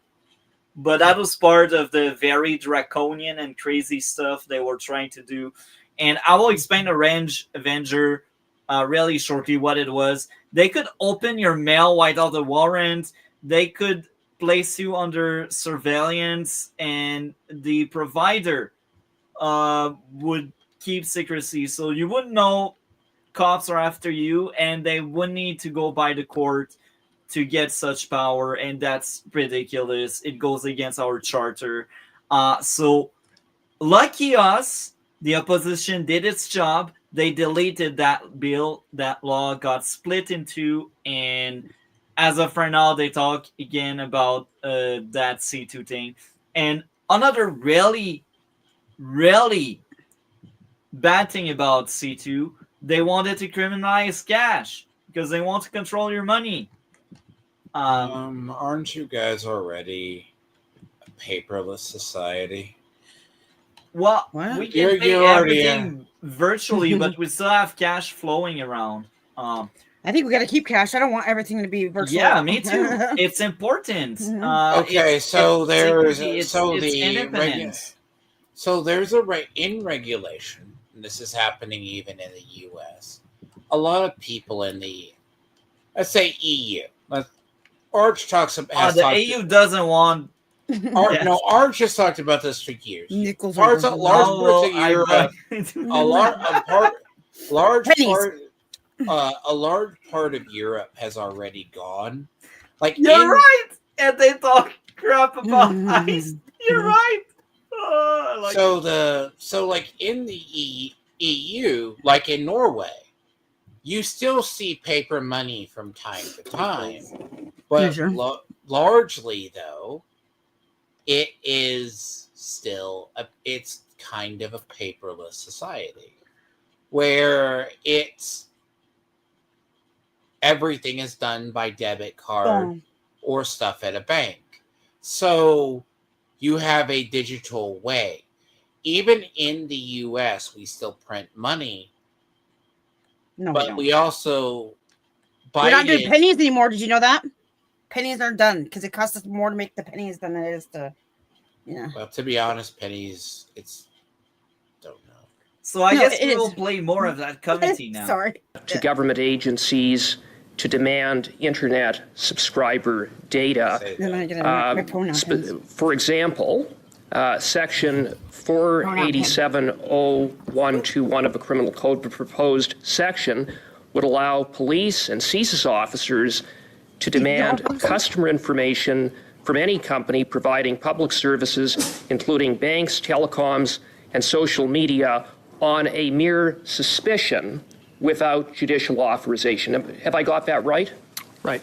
With no requirement for privacy impact assessments before these laws or regulations are passed, and with the serious implications that they have on Canadians' privacy, isn't Parliament simply being asked to grant sweeping powers of surveillance to the government without a formal review by the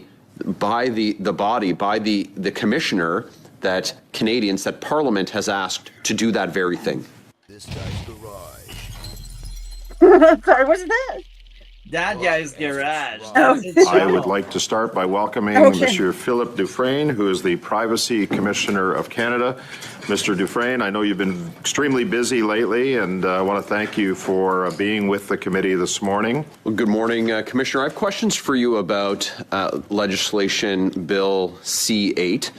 There have been a pretty broad chorus of voices that are concerned about the sweeping and secret powers that cabinet ministers would have over the internet access and telephone access for individual Canadians, the power to secret powers to seize private data without warrant and conceal those actions from the public.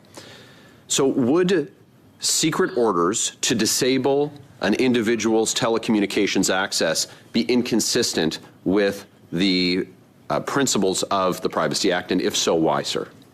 Thank you for the question. So in the last Parliament, I appeared on Bill C-26 and talked about some of these issues when legislation aims at giving more power to the state to protect infrastructure and to disable and to take certain steps. And I will be honest, to protect infrastructure is great. My big issue with C8, you can aim it at citizen, at anybody you don't like. I'm not and sure you what that don't means. need What a does that mean? goddamn warrant. What does protect infrastructure mean exactly? I don't know what that means. Like, for example, I don't know, like, you in the US, you got the Pentagon. Mm-hmm. So to protect that? Yeah, Okay. I'm fine with Okay. that. Okay, Let's I didn't know. protect our hospitals here. Let's protect. We don't really have something like the Pentagon here. Like, let's protect our military bases. I'm fine with that. You know, like let's protect our power grid. You know, it's important. We should have that kind of stuff. But then you add freaking draconian BS about deplatforming citizen and people you consider a dangerous government, and it's not a temporary thing. It's a permanent thing where they won't even have a warrant, so they won't even be able to fight it in court, and no internet provider or phone service provider will provide service after that. It's just disgusting. I mean, We cannot defend this. I mean, okay, you're talking about why I would say is, okay, the government has a right to protect its interests or what they deem as misinformation if it is harmful to a situation. Because it happens, even as much as I am, if the government has to. But now, the problem is you have to pay attention to the language used. What do they mean by facilities? Do they That's mean? right. That's true. Do they Besides it's mean? harmful. Do you mean the institutions? We'll decide what's harmful. Well, the government, because they want more power. Well, see, Who in the okay, government though? okay, you still have like that lady who's a Canadian Constitution lady, like she clearly is part of what we call the ACLU in the United States. The ACLU is sometimes your best friend, and also your worst enemy, because not here in Canada. Like usually they are invited into COMITEE. They are the most reliable guest and witness in COMITEE. But they will also, I guarantee you, if it came down to it, they would basically litigate the fuck out of something to make something stupid and idiotic make sense. Because this is one of the biggest problems we have with like the ACLU and those type of people. They say, we're going to defend the Constitution. Okay. Come about years later, we're like, oh, that crap you were supposed to protect us? Oh, you're just upholding the state boot. Like if you're in the U.S., you'd be familiar with the Southern Poverty Law Center, basically. But you see, if Orange Avenger, if you guys at the CA they discuss about right now, whatever the guy that was canceled, he would have lost his phone service and his internet service. So and that's why. Yeah, that's draconian stuff. It's crazy. And they want that kind of power. I don't trust the government with that kind of power. It's just awful. Well, the problem is, Commissioner, who's Canada? Power? So we talk about bills and laws right now, and C8 is basically a law that is being discussed right now. So it's not official, it's not in place, but it's being discussed in Parliament. And that bill basically gives the government really unlimited power to deplatform whoever they don't like. This is how crazy this is. It's a potential for it, because the problem is, I'll say it, when me and Sorter went over the Online Safety Act, what the UK wanted to do, and they're still, by the way, going to push forward digital ID over their people's dead bodies. So have fun. Now, the thing about this ultimately actually is, it's a public safety thing. Now, under the circumstances of it, whether it's like C8 or they go, oh, we need to do something about it. Right. Government can protect you, but also remember the idea. The government can also use it to beat you over the head later on. No, the government loves me and I trust everything it does. You are. By the way, Salter, it's so sad to see what's going on to the UK, and the only reason why it's happening, they got a majority mandate, which is disgusting. It's the worst thing that can happen in systems like Canada and the UK. If you got a majority, whoever is not in power is at a massive disadvantage, and whoever is in power can abuse of anything they want. So yeah, that's why the UK is down the drain, and it's a no-fly zone for me. I don't want to be in jail for my opinion. Now, UK, bear in mind, has been an in-stage liberalism for a while. Like, they have their own version of it. In-stage liberalism for them has been a politically correct culture nanny state for nearly 10 years. They are the ones who invented politically correct culture. Yeah. Now, as I told you before, Sorter kind of knows about it. They pushed this stuff, and it's just turned out to bite them in the ass.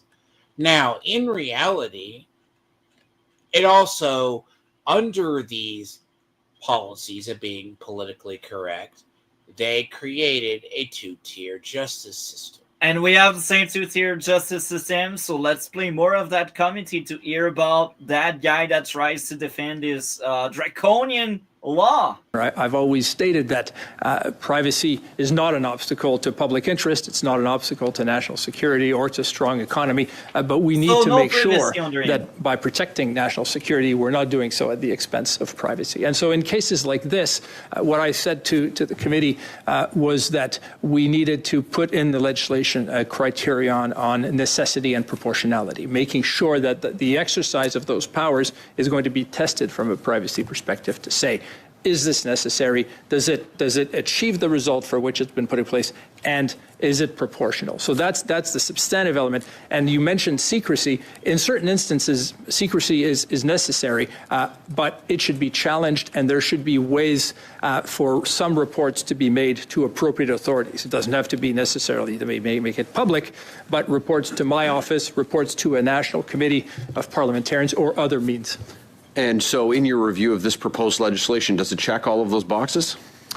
Well, I will be waiting to testify on C8 when called, and we're reviewing that very, very carefully. But there is, I think, more to be done in terms of the reporting mechanism and the necessity and proportionality. I would say for sure that there's more to be done. This bill proposes to let the government secretly cut a Canadian's phone or internet service, and the cabinet minister would have the power to issue the order, would prohibit that the existence of the order to cut that service prohibit its revelation, and that the order even existed, which would, of course, eliminate the ability for anyone, including you in your role as commissioner, to have any oversight whatsoever. Isn't this a direct circumvention of the act over which your mandate is concerned?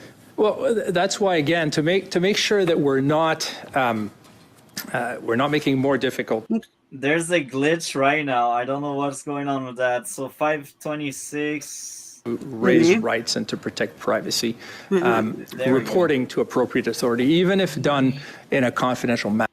So basically, this law is supposed to make it easier for the government to figure out who the hell you are, so they can target you with all kind of spyware. Yes and no. So it grants them the power to shut you down. Like they will go to Bell or whatever the provider is, and they will ask for information. But like if they do have your information, they will just enter the information and you're shut down. Well, so basically Canada doesn't have, like in the US, FISA courts and other stuff. This is why I was such a big opponent against the safety art. You're right, Dan. It's so dangerous. We don't want that. I don't care if it's Biden or Trump in office. No one government power should be able to spy on every single thing you do. That's true. I agree 100%. We are not when China. Snowden came out, or is that his name? When he showed that the FBI was spying on people with the cameras or whatever. Yeah, the guy who's in Russia. Yeah. No, Snowden. Oh, look, Snowden is not the hero you think he is, but Snowden, I didn't say he was a hero. I didn't say that at all. Okay. Make me address the joke. Let me address this. The idea that if you go back in the U.S., we save spying and other stuff like this for extreme. Yeah, but they were spying on regular women and stuff like that. Is what yes. I watched the old document. Yeah. Yeah, Snowden is also if he stepped foot back in the U.S., if he wasn't given immunity, he stole documents from he stole the NSA. I think the NSA has the power when it's a terrorist cell, but I don't think it's really aimed at specific individual without due process. I think it's more like when they represent a threat, like they're linked to a terrorist cell or some kind of stuff like that. That's okay. The true fact. Well, there was a woman in space spying on her own wife from space. Rest in peace. All right. No, I like the beard. Okay, think of it this way. Mm. The NSA has always had, the government has always had the way to spy on anybody. NSA post the Patriot Act in order to prevent What is it? terrorist I forgot what it was. activities. Did Yeah. prevent it, but they also, because Snowden gets deemed a hero, they makes it out that the government was spying on everybody. They would just look up random Joe Blow and go after him. No, they have the ability to tap into phone lines, but if it comes out and it's used against you, it's deemed illegal or thrown out of court. So most of that was deemed garbage. Now, when our government asked to spy on somebody who's a criminal, Like you? You criminal?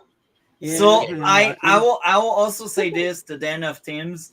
With C8, they don't even need a warrant. That's the most draconian and scary thing about it. They don't even need a warrant for such action. Yeah. So they just want to trample of the Charter of Right we have here. Is something that I recommend, making sure that there is ability for my office to be aware of it, They have to be able to raise questions. In some instances, a report to Parliament is appropriate, a report to committee is appropriate. And so this should be part of the discussion and the assessment to say, what type of reporting is there? Is it enough? But certainly in my view, In his view, it's not enough direct. there should be confidential reporting to some authority who would be able to raise questions about it. Currently, that doesn't exist in the legislation. What you're describing, what you describe as essential, is not included in the legislation. Bill C8 lets a minister compel data without judicial oversight. So this also creates a risk of a parallel system where Canadians' personal information, their personal data, can be seized in secret, again, with no redress by individual Canadians or by your office. Isn't this antithetical to the type of system that your office has been designed to protect? Well, if my office is not aware of something happening, of course, we can't raise questions about it. We can't assist Canadians. And so I think, again, there will be instances where making something known to the public may not be appropriate, but we should challenge a claim to absolute secrecy. We should make sure that there's appropriate reporting to the appropriate authorities and that there is an appropriate means to raise questions. Right. Of course, if your office doesn't know that the law is being broken, then I guess the government's contention is that they haven't broken the law. Do you think that a vague standard like, quote, any threat, which is the term used in the legislation, undermines safeguards in the Privacy Act, such as the requirement that collection or use must be necessary, proportionate, and authorized by law? Well, we've advocated in the past, and as I say, I expect to be called specifically on this bill to address it, but as a general proposition, I recommend a necessity and proportionality to be in the legislation, made explicit, so that there's a strong test. Yeah. The specific tools that law enforcement might require. I cannot stand that MP. Right now, that member of parliament, I've seen her in so many committee and such. I cannot stand her. She is off. She sounds like the most awful Karen there is. That will cancel people just because she is far left and she cannot stand someone that is not far left like her. I cannot stand her. She has powers. She is a secretary. She is basically a minister. It's so awful. I despise that MP.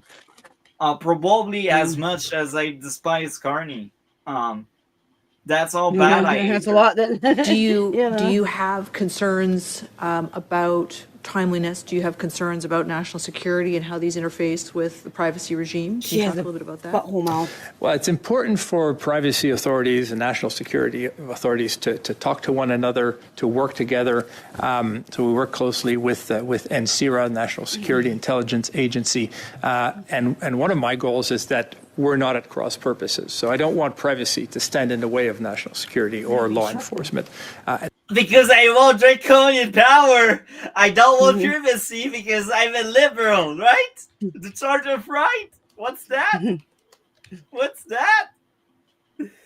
I love all these people are really trying to imply that having any sort of privacy is a giant security risk to the government. They have it either. These are liberals, folks. This is where we are at in Canada right now. You should have heard them the way they were talking about guns and stuff. Gosh. And that's why we're working very closely with a number of bodies, competition authorities, copyright, but also FinTrack. So in terms of money laundering, financial crimes. Based on his name, he's probably from Quebec. We work very closely with them and Department of Finance to create more opportunities for banks to share information, to detect fraudulent and modern slavery types fraud and terrorism financing, but subjecting it to codes of practice that are reviewed by my office. So in that sense, there is protection of privacy. There is a demonstration that the privacy aspect is considered, but at the same time, we're allowing the authorities to have the tools that they need. You read my mind in terms of where I was headed, which was actually around the uptick that we're seeing in. Because these are the liberals and they tiptoe to make sure their own law doesn't look so bad. Because it's not really explaining to me what kind of tools are they talking about. No, what they're talking about. That's the point. They give word salad, so you're like, oh, they know what they're doing. But like, they do. They are nefarious people. So the problem is, right, because what Sorter's talking about, when you think of what liberals do, classic liberalism as an art form has probably been dead for the last 15 to 20 years. And to address like Tim's thing, right? So the idea when you give a government power, absolute power corrupts absolutely. And just because you got friends in the military who will tell you have little green men underneath your sink, or there's conspiracy theories. That's not always the case. But for the most part, power in any kind of law can be put into place to actually protect something if you have to protect it. Protect the children. I need the children. I need to be protected. So if you do not have, so parts of the Patriot Act just do not allow you a court to just go demon, no matter what little green men underneath the sink tell you. All right? I've never heard of green men under the sink. I don't know what you're referencing. What do you mean by green men under the sink? It's a phrase. Just because the phrase somebody phrases, I've seen misinformation on the Patriot Act for 20 years. You're old. And it's never fucking amounted to a damn thing. The thing is, yes, the government has always had broad-reaching powers. Every government has broad-reaching powers. Some can deal with terrorism.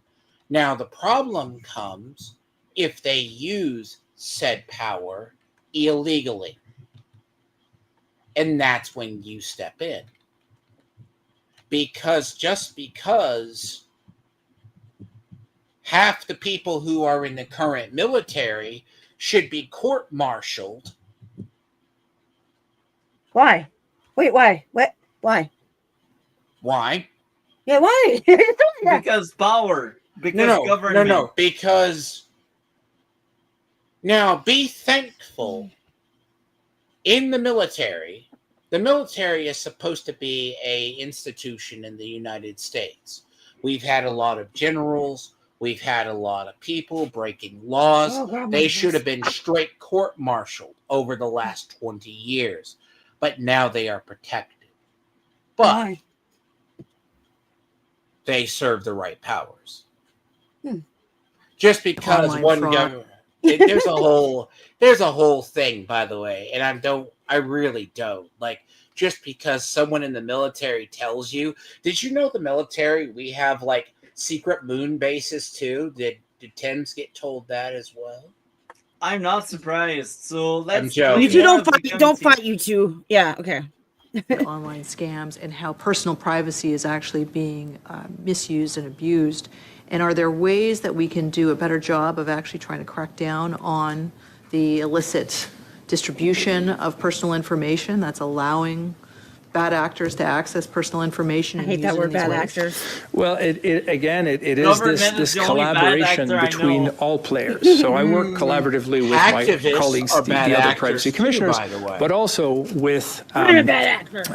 cybersecurity experts in Canada and around the world. So we need to bring all of this together. And I will also add this: we already have laws against pirates and hacking, and if we just enforce them and jail hackers that endanger the platforms, why do we need these draconian BS to take someone off the internet like that permanently? It's just nasty. You cannot No, I excuse don't. it. Now the problem is, right? Remember I told you about the no-fly list. The government can enforce a no-fly list, and there's pretty much nobody. Once you're on the no-fly list, you can kind of get off of it after a very long while, but it's a very tough process to get off of it. Now, that being said, you have basically the idea is, I have a feeling that Canada for years probably hasn't had a good structure in its mindset to deal with what they view as terrorist cells or something. When are you gonna let me visit Canada, Multi? Huh? When are you gonna let me visit Canada? Maybe right now or soon, because you see, if the Liberals get a majority, you don't want to go anywhere near Canada. If they get a majority eventually, like, you don't want to go anywhere near Canada. So Together to say what are the best practices, what are the challenges, how do we do it by building privacy in the design, but building security in the design. So I think cyber breaches is a great example where but we it's already a have security laws issue, for that. it's a privacy issue. So we need to work together to make sure that we have the tools that we need. We're not doing things at the expense of privacy. We're not doing things at the expense of security. Commissioner, the charter jurisprudence based upon the Supreme Court's 2014 Spencer decision and the more recent 2024 Bajkovic decision is clear. Access to personal data requires prior judicial authorization, correct? Yes. No.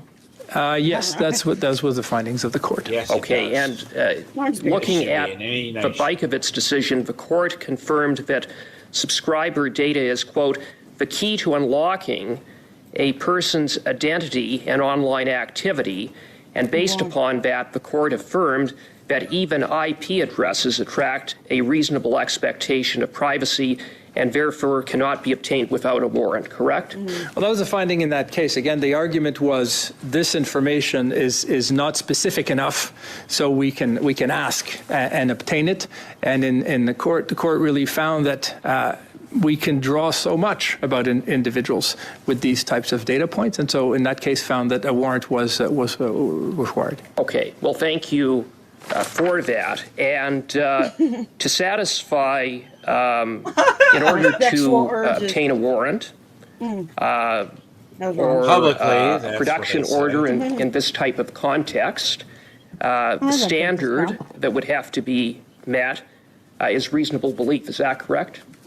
Reasonable belief. There's some instances where under the law it would be reasonable suspicion. So I think that is where some of my recommendations are, to the effect that when we're talking about sensitive information, it should be reasonable belief. We should have a more rigorous standard to assess that. Okay. So It with means that in nothing. mind, It's so vague. It can I mean know. anything. Well, And I that's the believe that point. you are hacking the government, and then I just come after you. Like that's Yeah. what do you mean? This draconian princess. stuff here. We are entering like 1984 realm. Oh, my pen. So I want you've to had ask the you some laws to deal with it, because prior to this, because if you go back to the thing with the truckers, which was mostly peaceful protests, It was the Emergency Act they used. they used the Emergency Act, and then they froze their assets as well. Yeah. Now, I don't want to be mean to the other guy, but the idea is, in an improper hands, a government, All the honking still must have been crazy though for you guys. Like, listen to all the they honking, can like- basically, because there were actually people who got blocked by the truckers, and they're like, "Oh, go home." But then afterwards, they're like, "Oh shit, they were actually fighting for something."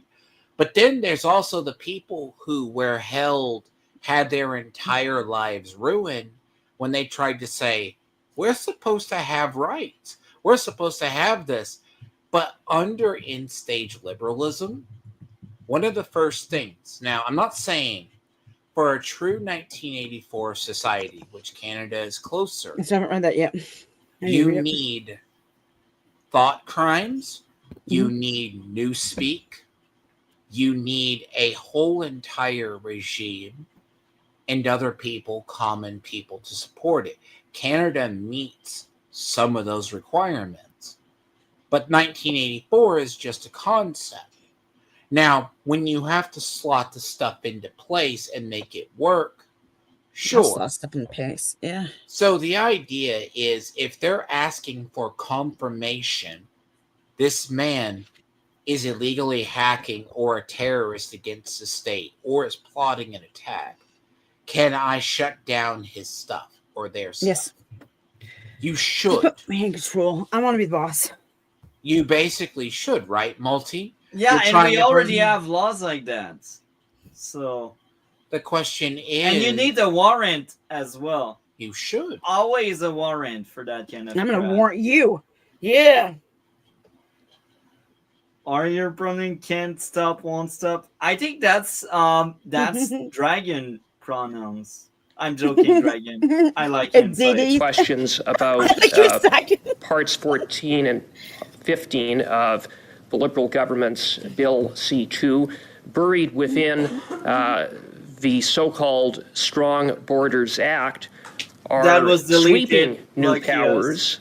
powers to government agencies to demand internet subscriber data. For example, Section 487.0121 of the Criminal Code, the proposed section, would allow police and CSIS officers to demand customer information from any company providing public services, including banks, telecoms, and social media, on a mere suspicion without judicial authorization. Have I got that right? Which is a police state. So, in terms of understanding the implications of what that section would enable law enforcement to do, law enforcement, for example, could compel a bank without a warrant to reveal whether an individual is a client of a bank, how long they've been a client for, where they have accessed banking services, and provide the name of any person who has provided services to that individual. Is that fair? I don't have the section in front of me, but that sounds right. And it would provide warrantless access to subscriber data, including IP addresses. Again, Right? sounds right. That sounds right. And so it would seem to me that that completely eviscerates the standards set out in Spencer and in Bajkovic, right? Well, it modifies it. Parliament can do that. The question is it necessary and appropriate? And so when we look at this, we ask questions about why is it suspicion and not belief? Is it rigorous enough? Is there enough reporting? These types of questions. That's so weird, man. But it What do you mean? raises serious privacy implications, does it not? It has privacy implications. You're making it easier to obtain the data. And do you have any concerns about that? Well, again, I'm giving in advance the testimony Lord that Salah. I'm going to be giving probably to the doesn't have any committee when concerns called because on he has that to worry about specific himself. bill. But certainly, once what we've seen so far is we would have preference in it being reasonable belief as opposed to reasonable suspicion in some of those aspects because of the sensitivity of information. And so there are areas where the standard, in my view, should be higher. And this would, and the standard would be higher in your view in this context. Standard of reasonable belief as opposed to reasonable suspicion. Well, and what about the ability for law enforcement to access sensitive personal information? I think you would concede the information that we're talking about here is sensitive personal information. You'd agree with that? In many cases, it will be. In some cases, it may not be. But my point is, if we're talking about that sensitive information, the threshold should be higher. There is appropriate places for suspicion, but reasonable belief when we're talking about sensitive information is critical. You know, it's funny because you bring this up, and this is his party that Reasonable brought belief this bothers bill me, but- forward. sorry. So he even himself admits there's something wrong with it, but that's after he got questioned on it. So it's like he did something bad, and then he needs to apologize. It's kind of funny. That guy is my second most hated non-Carney guy. I cannot stand this guy. So there was a ethic committee where they were criticizing Carney 103 conflict of interest, and this guy was like standing up and saying, why are we wasting time with it? It's like, but buddy, that Carney guy take any decision that will make him rich. Don't you see there's something wrong? But no, let's just bury our head in the sand. They need to realize Because they're benefiting off it. They have to be. Yeah. And to say something right, like it goes over people's heads.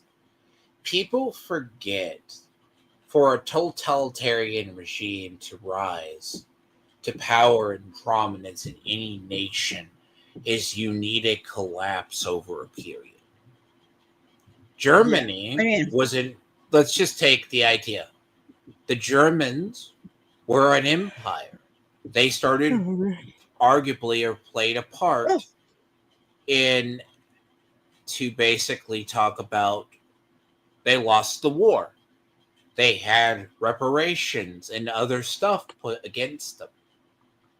Economic stuff caused the collapse of their economy. Social strife. Canada economy is collapsing because So of you this have green the agenda. rise of so you have the rise of various political. You also had inflation rise through the roof. You had to take basically a lot of money to pay for stuff. Now, in reality, everyone who goes, "Oh, that's just how Hitler gained power," you failed your history class right there. If you never understood why Weimar Germany, because they thought they could print their way out of debt. And Canada is eating the same path. You're laughing, but that's true. I don't know. That's exactly I'm not laughing what's about going that. on I'm with laughing at Carney. it just because you're just like you're nothing. It's not that. Yes, it's a goddamn. I'm Princess Tiara. As the chair of the global organization, could you compare Canada to the rest of the world, where we are as a private commissioner or our legislation? Indian. Thank you. So I think Canada is extremely respected around the world, and that was part of my election in that role. And so I think that we are very much a leader in that space, and we punch above our weight, and we want to do that. But I will flag that compared to other parts of the world, the fact that my office does not have the power to issue orders and to levy fines, that's an area where we are not as good as the rest of the world. That's a quick fix that we can improve So you want the to power. raise the level of Canadian privacy law to what's around the world. To control people. So this guy, so he is of the persuasion that the end-stage liberalist It's wants the probably power. Arabic, buddy. He wants to. No, he wants. So this guy's position for arguing for tighter controls and regulations. If I'm listening, when I heard this and I'm listening, he wants to. What he has as power doesn't deem to control or regulate the people he thinks need to be regulated. Now, that is secret language, or he's probably so far off into liberal land or liberalism. Liberal land. I want to go liberal land. The idea of end-stage liberalism is they don't like it's a way to deal with the opposition, but it's a step right before you do a ministry of truth / that power that you have. Let's say a candidate has the power to run against any prime minister, anybody in power. They can be shut down and kicked off because of that power. That's a state right before something becomes a banana republic or flips over. What is a banana republic? What does that mean? I don't even know what that means. It's a communist country. Banana republic, basically, or things. It's a communist country like China. That being said, things like privacy by design, our strong privacy culture, our strong collaboration culture, I think this is something that we can bring to the world, and that's going to be part of my goals in this role. I'll show you my goals. So we are leaders in the world overall, but why do you think it's important that you would have the authority to lay fines? I just wanted to know your viewpoint. Well, I think it's important because if we want organizations to build privacy in the design, we want privacy to invest money and time in building those things, we need to give the incentive for them to do that. It's hard for a CEO and for a board of directors to say, we're going to spend millions of dollars when there's absolutely no risk and no financial consequence if they don't. It becomes something that feels like a nice to do, not something that you must do. So that's why this authority is important, and is certainly around the world, those risks, they exist for other jurisdictions. They don't exist here. That being said, I'm going to continue to use the tools that I have, including making reports public, including calling out organizations. But I think those two powers, they would make the system faster, less expensive, more transparent, and more effective.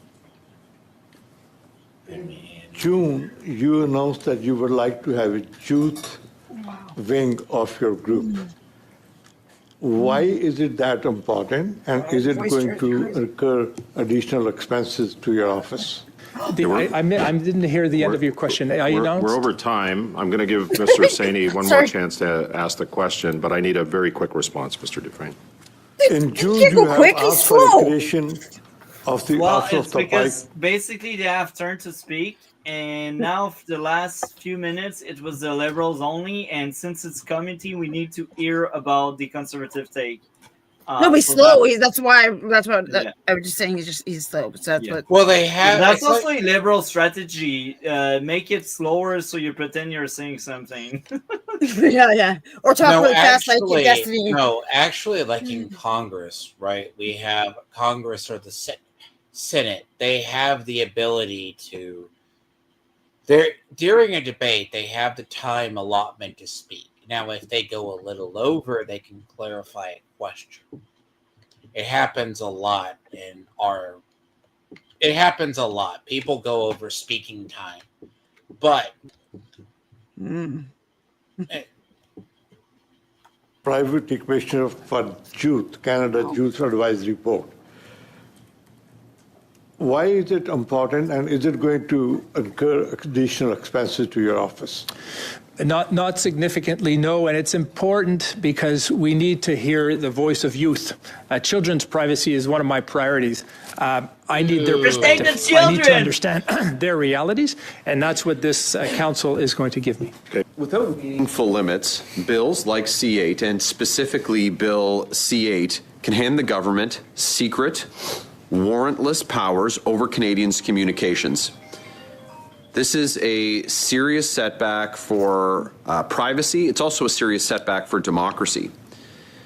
With no requirement for privacy impact assessments before these laws or regulations are passed, and with the serious implications that they have on Canadians' privacy, isn't Parliament simply being asked to grant sweeping powers of surveillance to the government without a formal review by the body, by the commissioner that Canadians, that Parliament has asked to do that very thing?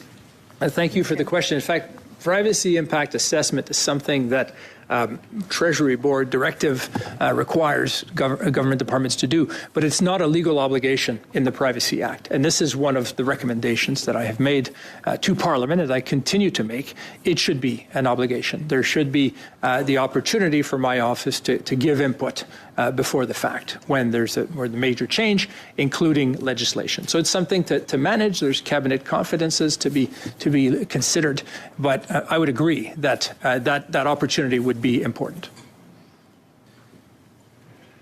And so you haven't had that opportunity with Bill C8 and Bill C2?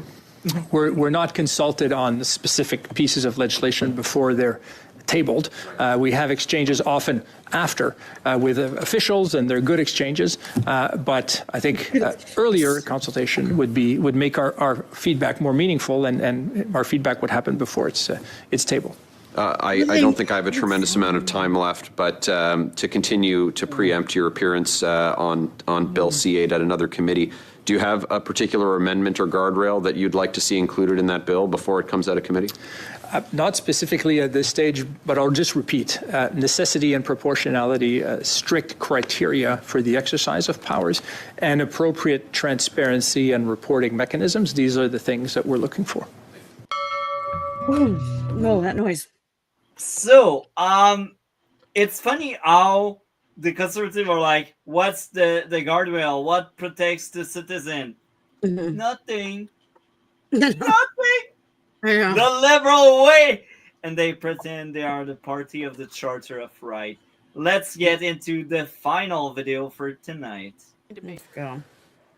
Thank you, Mr. Speaker. I rise today with heavy concerns about Bill C8, a law presented as a measure to secure Canada's telecommunications and critical infrastructure. I think that we can all agree that cybersecurity is very, very important.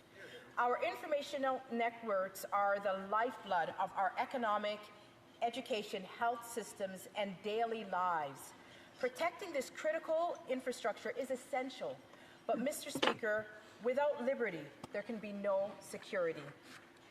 As such, my speech today will focus on how Bill C8 impacts on individual liberties of the average Canadians. Bill C8 grants the federal government sweeping powers. It allows the Minister of Industry, with the direction from Cabinet, to order telecommunications service providers like Rogers, TELUS, and Bell to refrain from action, to remove equipment, to prohibit certain services, and in extreme cases to suspend or terminate services to even individual users. While Bill C8's intention is to focus on service providers, it indirectly encroaches on the fundamental freedoms of Canadians by failing to carve out an exemption for individual Canadians who rely on the internet and telecommunications to work, to travel, to communicate, to engage in commerce and banking, and connect in their virtual communities. Mr. Speaker, consider what that means in practical terms. In today's world, losing access to telecommunications or the internet is not just a minor inconvenience. It is a form of isolation. It can it can prevent someone from working, from learning, from paying bills, from accessing health care, and a lot of things that you need. Yeah, it is in essence a digital prison. And here is the gravest concern about C8. It contains provisions of secrecy and non-disclosure. A person whose internet is cut off may not know why their services were terminated. They may not know the evidence against them. They may not have a meaningful opportunity to defend themselves. A Canadian could be trapped in a digital prison with no way to challenge it. Bill C-8, therefore, breaches fundamental guarantees under the Charter of Rights. Mr. Speaker, this strikes at the heart of our Constitution.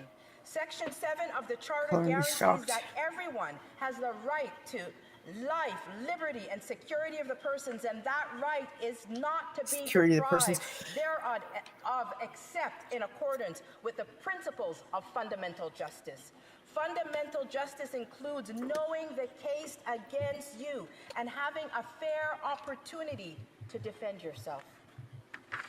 Bill C-8, as it stands, allows the government to deprive individuals of essential services without ever seeing the evidence, which is a profound breach of these principles. Section 8 of the Charter, which protects against unreasonable search and seizure, is also engaged.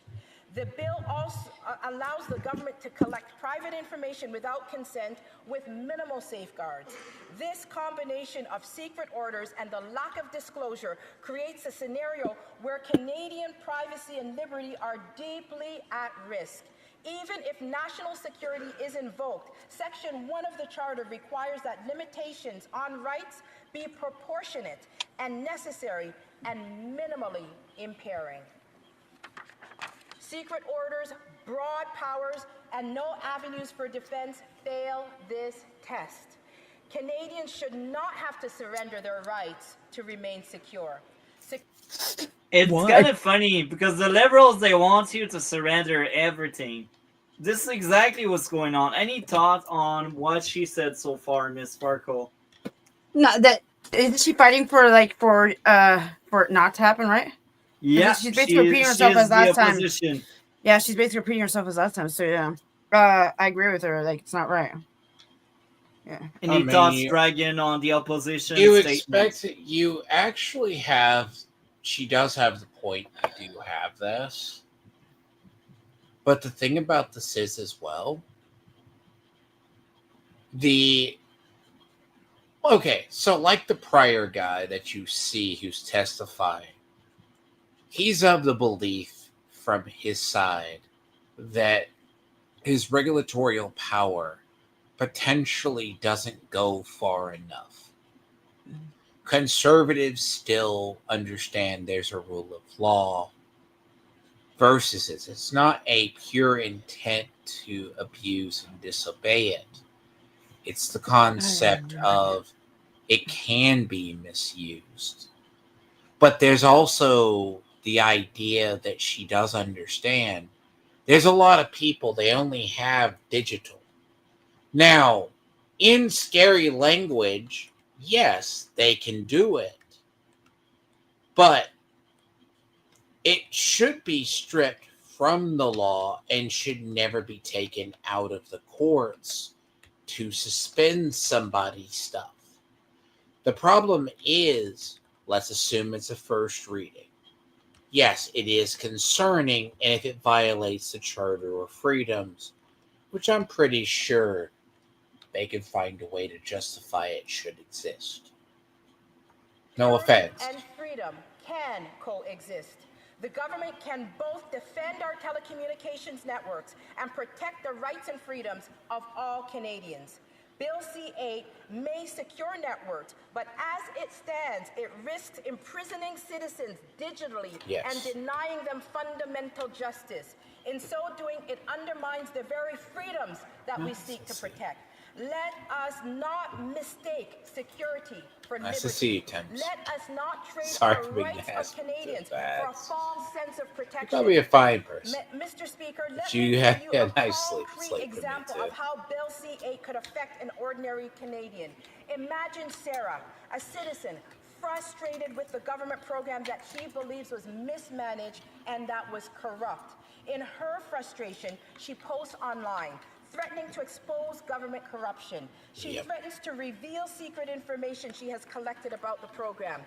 The government views her posts as a threat to telecommunications system, and so quietly issues an order under Bill C-8.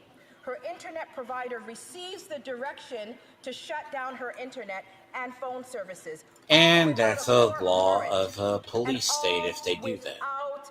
Court order. The same provider is legally forbidden from disclosing that reasons why Sarah's internet was suspended. If the provider That's why I think that's the part of the bill that's weird. You don't have any legal recourse to know why you're blocked from getting phone service. Her mail, Yeah. her bank account, or work portal. Her social media accounts are frozen. She cannot contact her friends, family, and colleagues. She has been cut off entirely from the digital world, and she has no idea why. This is a system of double secrecy. The government order is hidden, and the provider is prohibited from telling her anything. Sarah cannot see the evidence against her. Sarah cannot ask questions, and she has no way of defending herself. She is effectively trapped in a digital prison, isolated, powerless, and silenced. Over the following days, the impact deepens. Sarah cannot pay her bills, participate in remote work, access healthcare portals, or communicate with anyone. Eventually, she finds out that the government is behind this, so she attempts to challenge the order, only to hear that any judicial review may involve secret evidence that she cannot see. The provider has the information, but under Bill C-8, they are not allowed to share it. Every attempt to assert her rights is blocked. She is not merely inconvenienced, she is entirely cut off with no meaningful recourse. In the meantime, we got the Liberal to keep praising they are the party of the Charter of Rights. Let me laugh. They are nutcases. Mr. Speaker, this I mean, the issue itself is it just sets up a bad precedent. They should have known that this is bad because in an era, let's assume that everyone has a cell phone and that. While this is a very hyperbolic, like, what if, it's not far-fetched from precedent. Like, they did it with the truckers. Like, the truckers got pretty much railroaded by the courts. They spent some time in jail. The leaders, when they tried to speak out, were silenced. So you're talking, it's not like there's not a precedence. Now, as I said, in-stage liberalism needs a mechanism of reporting. Now, hypothetically, even if this is basically stripped out of the bill and redone, it wouldn't surprise me if they try to put it in another form, if that makes sense. Yes, because it does. Basically, the way they worded it is near hyperbolic and draconian. Now, they were probably, I'm not saying hypothetically hoping no one reads it. There is laws as intended and laws as written. Laws as intended and laws as written. And there's also the way it can be put into place. A lot of that provision is just a secret order from somebody because the case she uses specifically is what I would say could be used against any politician running against somebody in power. The problem is they're not going to think of this as wrong. If this was to come across anywhere in the United States, a state wanted to pass this, this would be struck down because we would know, not because we don't trust our government, this is silencing somebody on the grounds of just potentially a belief. And the fact alone, too, you guys are closer to the digital society than America. Yeah. So, I'm just saying, you use it for your cards. You use it for your banking. You use it for shopping. As it stands. It illustrates why BC8 secrecy and non-disclosure provisions are so dangerous to individuals. You may say that this would never happen. The government no doubt will insist the intent of the bill is clear. But why should Canadians trust them? We must take the bill at face value. We must rely on what the text explicitly sets out in the law. Otherwise, the law intended to protect telecommunications infrastructure could easily be weaponized by any government against ordinary citizens. Citizens most at risk Hence, are I said, people like laws me, written and those laws who interpreted. publicly and loudly express dissent, challenge orthodoxy, or raise uncomfortable truths. These citizens most active in civil society are most at risk of being cut off, penalized, and isolated without ever knowing why. For these reasons, Bill C-8 undermines the principles of fundamental justice in the Charter as it stands. Security in this context can be a pretext for control, while transparency and liberty are sacrificed. Mr. Speaker, Sarah's story is not just hypothetical. It is a warning. Bill C-8 risks turning ordinary Canadians into prisoners of secrecy, silence without cause, and stripped of their most basic rights. We can secure our networks without the risk of trapping innocent citizens in a digital prison, and without stripping them of the ability to defend themselves. This can be done. We can provide clear exemptions in the legislation for individual users, it should be a part of what we discuss at committee. These are practical, reasonable measures that governments could adopt. Mr. Speaker, we owe it to all Canadians to do everything in our power to elect leaders that will not be silenced, that will protect their security and will guard their freedoms, because freedom without security in itself is a cage. There we go. Now they will try to defend it. With the honourable member from South Hespeler. Thank you. I thank the member for indicating to the chair that she was splitting her time. The honourable parliamentary secretary, the government house leader. Yes, thank you, Mr. Speaker. I'm not sure. I believe the member is going to be. I'm not too sure if she's in support of the legislation, to be honest. It comes across as she has some concerns for individuals like Sarah. I think the minister has been fairly clear as we go through this legislation. C8 is important for many different reasons. The one that I just recently highlighted was the fact of the consumer, of our economy, and we need to protect through cybersecurity. It is not an option for government to do it. It's something that has to be done.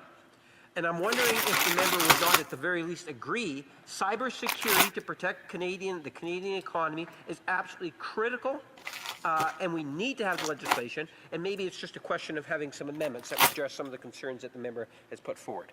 The honourable member for Haldeman Norfolk. I've read through it. How does it protect cybersecurity? Yes, I want all Canadians to know that cybersecurity is an extremely important thing in this digital era. It is very important for the government to take this seriously, and this bill is. If you guys don't even like your guys' like things don't even recording any of the cyber bill that as a legislature, crimes or if anything. I see and as a trained lawyer that I must. Well, I mean, Biden. Because I tried to look it up. There are I tried to look it up to see what Canada's cyber crimes are like, and they don't track it. They don't have it. They don't Questions and track. comments? Well, it's not like the U.S. We have entire Manning. divisions. Thank you, Mr. Speaker, and congratulations to my colleague for such a wonderful speech, highlighting an important issue. It's There's my a lot of PJs. I don't concerns know we hear anything from else on it. Canadians about Bill C-8. Some of them she included in her speech. Maybe she need to shed the light again on those concerns. That would be great. Member. Thank you to my honourable friend for the question. I think the most important issue of this bill is we recognize that there are times when our telecommunications infrastructure is threatened, and in those instances the government must act expeditiously to minimize and to curtail that threat. However, when these provisions can seep over into the realm of ordinary citizens, and then just the example I gave of Sarah, where her entire life is unraveled because of this legislation.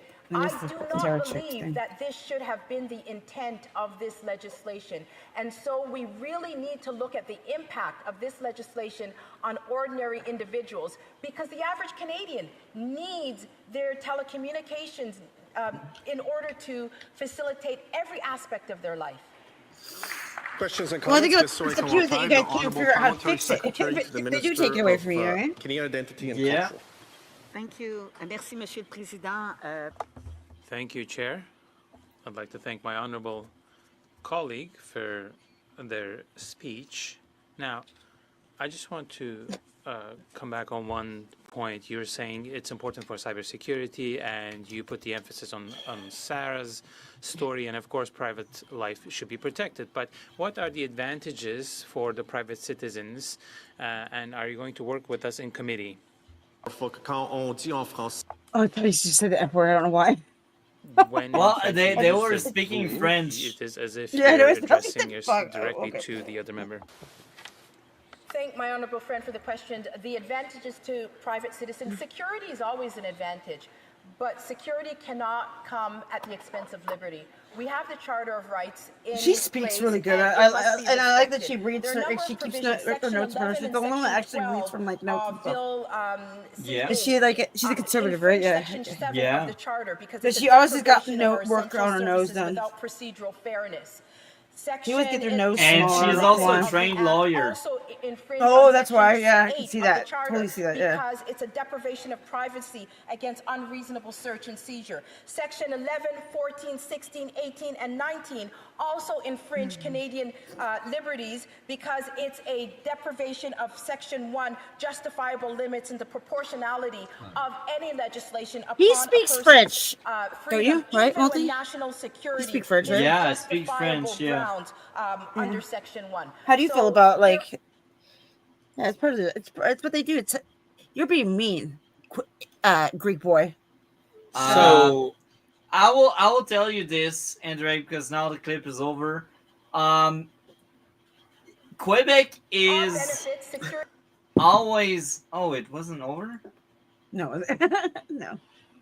I think so. Well, how it works in Canada, we got seats in Parliament.